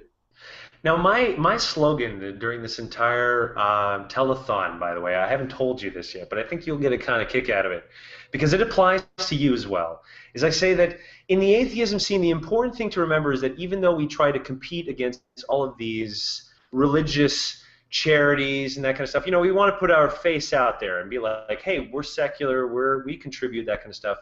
I want everyone who's a non-believer to remember this very important slogan, is that charity begins at homepage. And that, my friend, applies to people like you, by the way, because I'm sure that individuals who are contributing to this telethon are probably exhausted or tired of my ass. But nevertheless, there's always a little bit more. And I think that in that little bit more, whatever crumbs someone was throwing my way, I think they should throw back your way, because I'm still up north and in a comfortable, non-religious environment where I get to sort of talk casually about it, how God is a piece of shit. But you, sir, have gone back to the fucking battlefield. So every time a person picks up a copy of your book and that kind of stuff, they're really, I mean, in a direct way, influencing in a positive sense what you're trying to accomplish down there. Am I right? Yeah, they definitely are. And the major benefit of people giving contributions in whatever direction they give, even if it's buying some secular product, is that they're sustaining the energies and the resources of people who are committed to doing the work. And obviously everyone can't lead an organization, everyone can't have a podcast, everyone can't live in the South, in my town, and try to make a difference, but everybody can contribute to the people who are doing those things and sustain them and give them the resources and abilities they need to keep making a difference. And I think it makes a huge difference. You know, I tell the story of sometimes back being in the grocery store, running into an old friend, immediately thinking, what does he know? What has he heard? And by the end of the conversation, thinking he must not have heard anything because he's acting exactly the same as he's always acted. And then he asked me the fateful question, so what are you doing now? You know? And we'd had such a great conversation up to that point, I totally chickened out, you know? And I said, well, I travel around the country and give presentations, you know, hoping that he would suddenly be busy or realize that, you know, his chicken was thawing out and would need to leave the grocery store or something, you know. And he says, he says, yes. I see it register in his eyes. He says, yes, my wife and I, we saw some of your presentations on the internet. And I immediately think, oh, crap, you know, this was going so well, you know. But right here in my hometown, literally within walking distance of my dining room table where I'm sitting, right here in my hometown, this young man who's witnessed this on YouTube leans over the buggy closer to where only I can hear, and he says, yes, we've seen your presentations, and my wife and I really like them. And so that makes a difference. One person at a time, it makes a difference. Now, I'll be honest with you, I don't consider myself to be an atheist evangelist or a secular evangelist. I'm not campaigning to try to remove theism, you know, from reality. But I will say, I think my story and thus the people who have supported me has made that happen. That story being told in this area to these people freed up one other person. One more person feels a little freer to express themselves and to be themselves. And you forgot, no, that's two, him and his wife. Yeah, him and his wife, that's right. And, you know, I mean, if the two of them, they can, you know, that's an army. They can take on the whole world because he's got both. You know, he's got his spouse and his freedom. And so that's important. People cannot underestimate what even the smallest donations, the difference that they make. They make huge differences. And now, ladies and gentlemen, you realize why it was so important to get Jerry on to guilt trip you and like making this thing happen right here.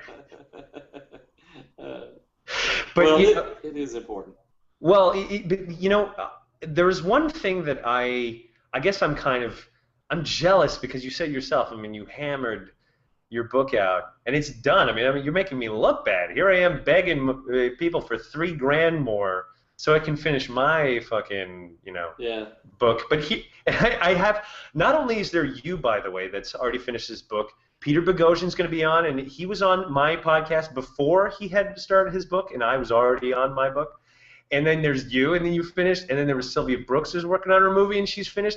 I'm the only fucking guy who's not gotten his shit together and who's stuck begging for money. Like, do I not look like a fucking dick bag right now? No, not at all. Not at all. What you need to do is you need to crash and burn in such a huge way that the New York Times runs your story. See, that's all it is. You know, you just need to crash and burn so badly that the New York Times runs your story, and then people will be, you know, the publisher will say, hey, we'll give you the money that you need. Well, see, if I could pull a Britney Spears and shave off all my hair, but as you see from the thing, that was what it used to be like. So I can't even do the meltdown right. I think I'm screwed. Well, and what's unfortunate about the meltdown is you really have to start, just like my crash and burn story in the Times, you have to start about 25 years before. You can't decide to do it today. Oh, that's a long-term investment. I don't know if I'm 25 years. Oh. It's a long-term investment. That's right. That's exactly right. Now I'm going to. I've also read any of the negative reviews of your book, by the way, because I don't know if you know this, but for me, the driving force of everything I do is always the negative comments. I don't really listen to positive comments at all, because as far as I'm concerned, if you send me a positive comment, you're brainwashed, and I should not be listening to you. Gotcha. So I'm going to tell you what the negative comments were of your book. Okay. And then I'm going to pressure you, hopefully, into writing another book, because this is what I'm good at. Gotcha. Are you ready for this, Jerry? I'm ready. Okay. So when I read the majority of the negative comments of your book were the fact that they felt as though you rushed through your life and didn't go through enough of it, that they wanted from your fucking, your very birth up until now, and you gave them such a bit, like this teasing chunk of it, that all they could do is complain about the fact that they fucking wanted more. So here's what I'm telling you, Jerry, because you should have asked me what the book should have been like. And the book should have started from when you fucking popped out of your mom's, like, whatever. That's where it should have started, because that's what everybody else was saying. My mom doesn't have one of those. Yeah. Really? People actually said that? Yeah, man. I mean, not just one or two. Yeah. There were multiple people that felt that the only thing that inhibited them from really being able to completely identify with that story was I think that they felt that they missed the childhood parts, because we all know that belief really is a kind of process that does actually start at childhood. What you're taught then will build up to what you believe as a young adult, which will influence your life as an adult. So, not because I haven't, I'll be honest with you, Jerry, I have not read the book because I didn't get the copy. You know what? I've been asking you for months for that copy. You have been asking me for months. I thought I'd connected you up with a publicist. You did, but she didn't send me one. Really? That's bad. That's bad. And but here's the thing. If I would have had it, you know what I would have complained about? That there wasn't enough about my life story. Well, no, I would have complained about that too. But I would have undoubtedly complained that in the acknowledgments I would not have appeared at all. That's what I would have complained. Oh, come on. Do you think Am I in the acknowledgments, Jack? Let me get a copy. Let me get a copy. Let's see. Stay with me. I'm still there. We're still. Hang on. You have it with you. Okay, here we go. Let's see here. Let's see. I wonder if we can make this even visible. No, you can't see it at all. It's too low quality. Are you sure? Oh wait. Oh shit. No, I saw it. You got me, Jerry. You fucking got me. Now I feel like an idiot. Yeah. So, I honestly have not paid very much attention to any of the criticisms. I'm too thin-skinned, and I probably would be swinging from a rafter somewhere by now if I was, paying attention to all those things. And I'm actually surprised that, I'm surprised in one way that people would want more of the life story, because I felt like we really told so many stories. There's like 100 people from my life in this book, 100 different people. Yeah, but I mean, everybody was saying it was so near the end of it. Yes. That they felt like they wanted the beginning part of it, because you were giving so much of there that they felt a little bit cheated on the beginning. Right, and I think that's that's a very fair statement, because we actually went back and added some of the beginning of my life, and we did that right at the end of the first draft, because we originally thought we were just going to start with when I got saved, because we knew that we had a limited amount of space, and we knew we had a lot of stories to tell to try to make it all make sense. And it really was almost an afterthought that we went back and put from birth to age 17. So that did make it a much shorter part of the story. Yeah. But I mean, obviously, like when people's complaint is that they wanted more, I mean, is that really necessarily a complaint? That's pretty sweet. Yeah, that's pretty good. But like I said, I mean, maybe I guess I must not suffer from the same thin skin, or I think here's the truth. I think I hate my shit more than anyone could ever say anything negative about it. So I'm fearless that way. Right. It's like, well, that may help. I can spot every flaw, every single flaw in this drawing, and I just don't like it. But you just got to fucking eat it. It's over. Well, I have that same disability as well. I'm not thrilled over the cover of the book. We had to rush very, very quickly to try to get something in the publisher's catalog, and so they grabbed a picture that the photographer from the New York Times had taken, but obviously was not chosen, by the Times to go in the paper, and so so I'm not thrilled over the cover of the book. Well, I'm thrilled over everything but my part. If I could take myself out of it, I think otherwise, it'd be a great. What would be left if you took yourself out of it? Well, you'd still have the church. I mean, if they could have photoshopped me out, you still would have had the church and the church sign and this big, beautiful blue sky, But just take me. Now, see, I think they should have made you with more prominence, because I started. The reason I brought you on too was that as soon as because there was the August 23rd article, but there was something else that I watched, a video that you had produced before as well. I think a talk that you had given about maybe the Clergy Project. I forget what it was, but I saw a few videos of you, and immediately I was like, forget it. He's gonna be massive, because the thing is, you were fulfilling a need that I don't think that people who are necessarily atheists have always really understood, and it's something that we talked about during the interview. It's something that even you had said in that New York Times article that I just focused on. It was just the fact that for people in certain areas, religion is like a rock concert. Yes. And just because somebody's got a beard and a nice, sort of like trimmed haircut that doesn't look like you're some filthy hippie, doesn't necessarily mean that for some people they don't look like Bob Dylan. Like you're like the Southern Bob Dylan, sir. Well, I think I do fit into my particular culture fairly well, and I have been well received. But I had really long hair at one point. Have you seen the trailer for the documentary?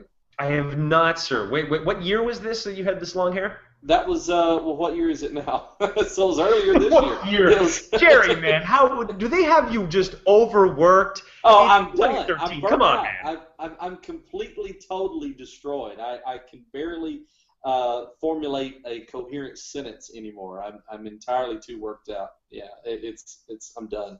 Well, you are, because I've been trying to carry on a conversation with you for about a year, and it's been tough. It is tough. This is the most we've talked to, by the way. Yes. In a year and a half, and it's not as though I haven't wanted to talk to you, but literally I need to get you on an interview to know what the fuck is going on. Yes, unfortunately, that is the fact. That is the reality of it. But I will say, and so I will break this news on your show. Oh, sweet. You ready? You're getting the scoop. Next year's going to be different because I've got to change my focus. I've stayed on the road entirely too much. I have 3 events planned for next year.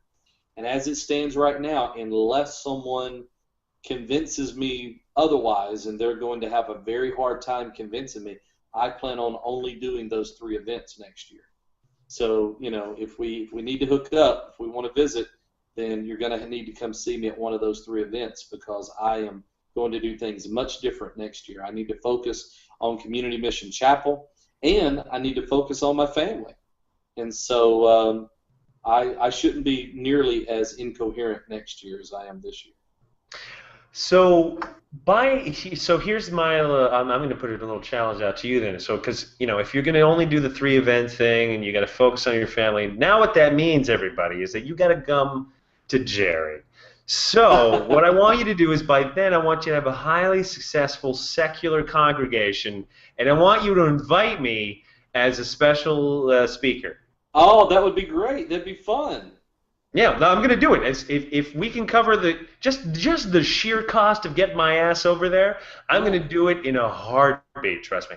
Oh, that would be great. That would be fun. Yeah, that does bring up a good point. I guess maybe I can see everyone by getting them to come to me, so haven't even thought about it. Well, Yeah, that's you know great. what? Every time I get you on the show, Jerry, I'm pumping your head full of fucking ideas. You should be my publicist. Well, I'm busy doing my own thing. I'm know, trying to be my see? own publicist. I'm not even that good at it. Oh, come on. You're doing wonderful. You're doing great. Wonderful.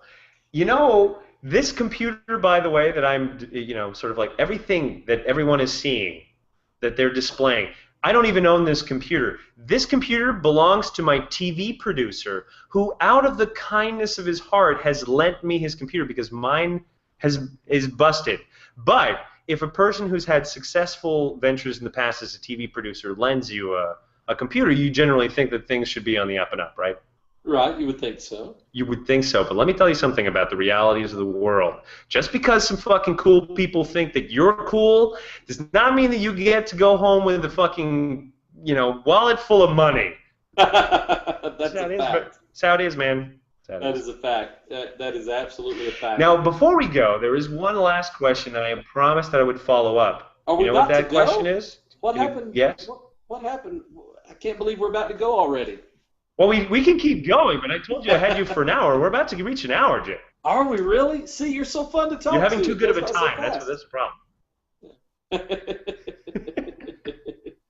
We can do this 2 hours. You realize I got 12 hours to fucking fill worth of content, right? Any minute that you're here is a big favor to me. Well, I appreciate that. I better get back to work, though. So.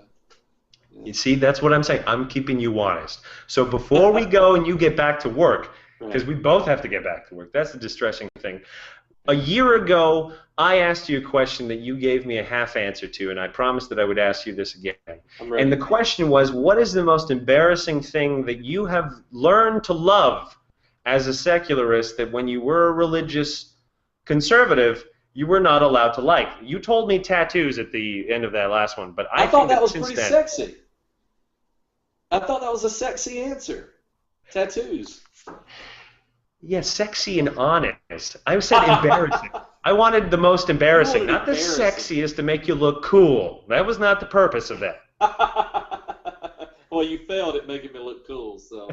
Oh, I failed. I don't think I did. I mean, you look real damn cool on my podcast. You look cooler than me, I'll tell you what. Oh, no, never. So, let's see. So it needs to be since really becoming secular, and it needs to also be embarrassing? Totally embarrassing. Like, a person admitting, like a 45-year-old man admitting that he likes Twilight, kind of embarrassing. Ah, golly. And it has to be new since the secular movement. See, I think one of the problems is y'all have kept me on the road so much over the last 2 years, I really haven't been able to enjoy much of anything other than people's company. Yeah, I kind of believe that, honestly, because I mean, in between moments of trying to get in touch with you, I think there's been like, I'll send you a message and be like, hey, Jerry, a month later, it's like, hey, buddy. Yeah, believe it or not, that's everyone's complaint with me. They stay frustrated with me all the time. So let's see. So let's think about it. If it was entertainment, is there anything I'm embarrassed of? Yeah, it could be a show, like one of those cheap, like Buffy, like you just got into Buffy or something. Golly, see, I mean, I like all the things that all the cool kids like, and I've been liking them for a long time. Yeah, because you mentioned last time you were on the show you were into Dungeons and Dragons and shit. And that's cool now. Yeah. That was before I got saved. I would never do anything like that now. Oh, well, it's the devil's game. Yeah, exactly. The devil with dice. Yeah. The devil can count, and he's really good at math. He's very good at math, that's right, which leads to science, which leads to deception and the loss of faith. So let's see. Let me think about that for a second, because something that is really new. It's sad to say that I haven't had a whole lot of fun in the last 2 years. Jerry, that's the saddest thing you've ever said. I haven't had a lot of fun. You hear that, everyone? That's on you. That's on you. Jerry hasn't been having a lot of fun. Well, it's probably not. They probably tried. I mean, I had a guy try to take me sailing up in North Michigan just a few weeks ago, and I didn't have time. I had to leave. So there's no telling what kind of fun I could have had if I'd had time. Yeah, but that's the problem. Everybody's got you working. I mean, even I am making you work right now. This is work. It is kind of the work that I do, yes. But I love it. I dearly love it. So it's the only way that I'm not lazy. This is the only kind of stuff that I'm not lazy about. So let's see. There's got to be something though that I'm indulgent about now. I mean, remember back in the day, you weren't even allowed to wear gold. I mean, you got anything that's like embarrassing jewelry on you right now? No, I don't. I don't have any embarrassing. I mean, I almost dress exactly the same as I did before all this started. Actually, were you wearing that shirt in that New York Times article? No, actually, let's see, the New York Times article, I probably was wearing the same shirt that's on my book. But isn't that what you're wearing right now? No, it's different. It's a different shirt. Okay. Yeah, see, I got long sleeves on. This is short sleeves. So, there you go. It's very different. Yeah. So let's see. You know, I mean, I've tried more drinks. Still not into it? Because at the beginning you were like, alcohol's not for me. Since then? No, I mean, I'll tell you something that I really do like, but it's not embarrassing. That's the problem. You know, it's not embarrassing. I really like Bloody Marys, but I don't put any alcohol in it. Yeah, that's a virgin. So I just like the Bloody Mary mix. That's all. I just like the Bloody Mary mix, and so. No, don't worry, Jerry. That's embarrassing. You drink the same thing that a 16-year-old girl drinks. So congratulations.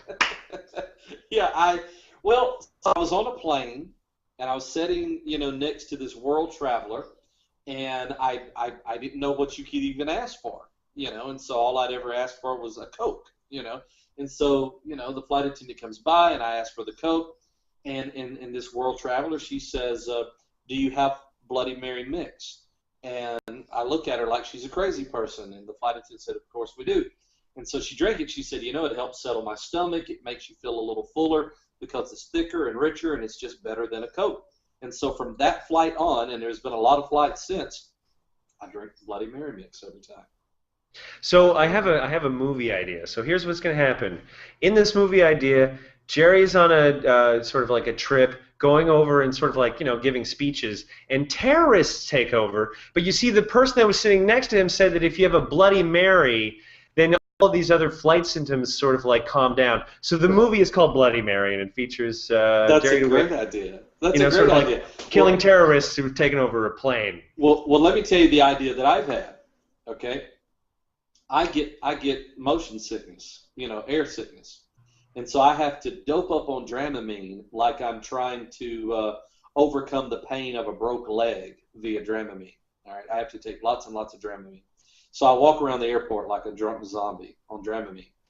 And so what occurred to me was if I were to actually miss a dose of Dramamine, which I did coming from the FFR convention last year out of Portland, I forgot to take it as in too much of a rush and was literally in the bathroom throwing up before we even leveled off. That's how sensitive I am to it. But I thought, how fun would it be, okay, if you're going to throw up next to someone on a flight and they're going to tell that story. They're going to get home, they're going to say, you're not going to believe. I was so sick. The guy sitting next to me, this 200-pound dwarf sitting next to me, was throwing up the entire way. Can you believe that? He looked like he was 60 years old and he was throwing up on the plane. I thought I could at least make the story more interesting if I at least drink the Bloody Mary mix first. Oh, God. It's puking. So, in Jerry's own word, a 200-pound dwarf was puking up fake blood. That's a hell of a story.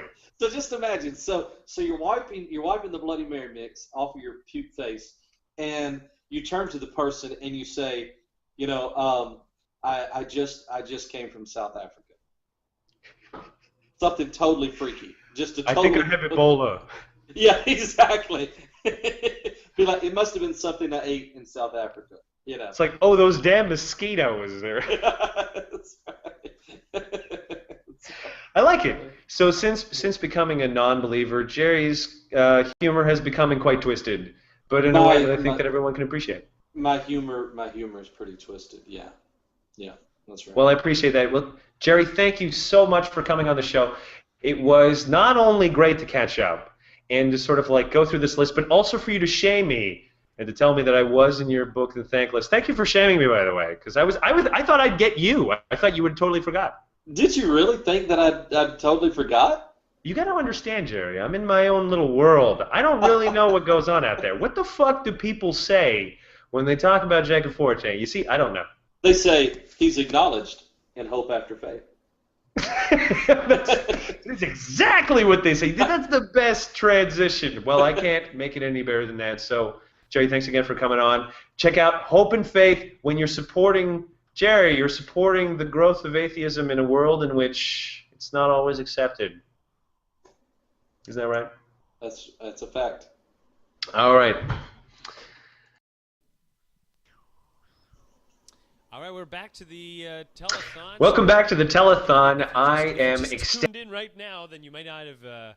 You may have heard a bit of a hiccup, but as we're still actually progressing as flawlessly as I could have hoped. Right now, things are going pretty good. As you can see behind me, we're just about to get ready for a preview of the Kung Food cooking show that I'm going to be doing with my wonderful mother, who's going to be like, look, she's all smiles, she's happy, and we're giving her a donut too, so she's going to be full of sugar.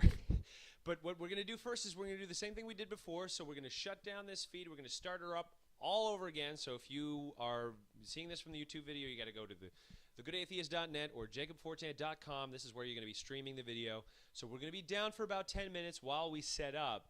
But when we come back, we're going to have the preview of the Kung Fu. Now, what we want you to do in the meantime while you're waiting, then you're going to see when you go to the sites, you're going to see that there's a place where you can pledge. You can contact us if you say, hey, I want to pledge. I want to give you guys money, because the goal again is to get to $3,000 so that I can get the book done. And I hope you guys appreciate the fact that, you know, it's not just even about making the book, because as people who know me will say, I can't just do one thing, you know, like I'm a bit of an industry. So I want to do tons of stuff, and I wanted to give you guys a taste of all the shit that we do just to excite you. So we're going to give you another preview of that.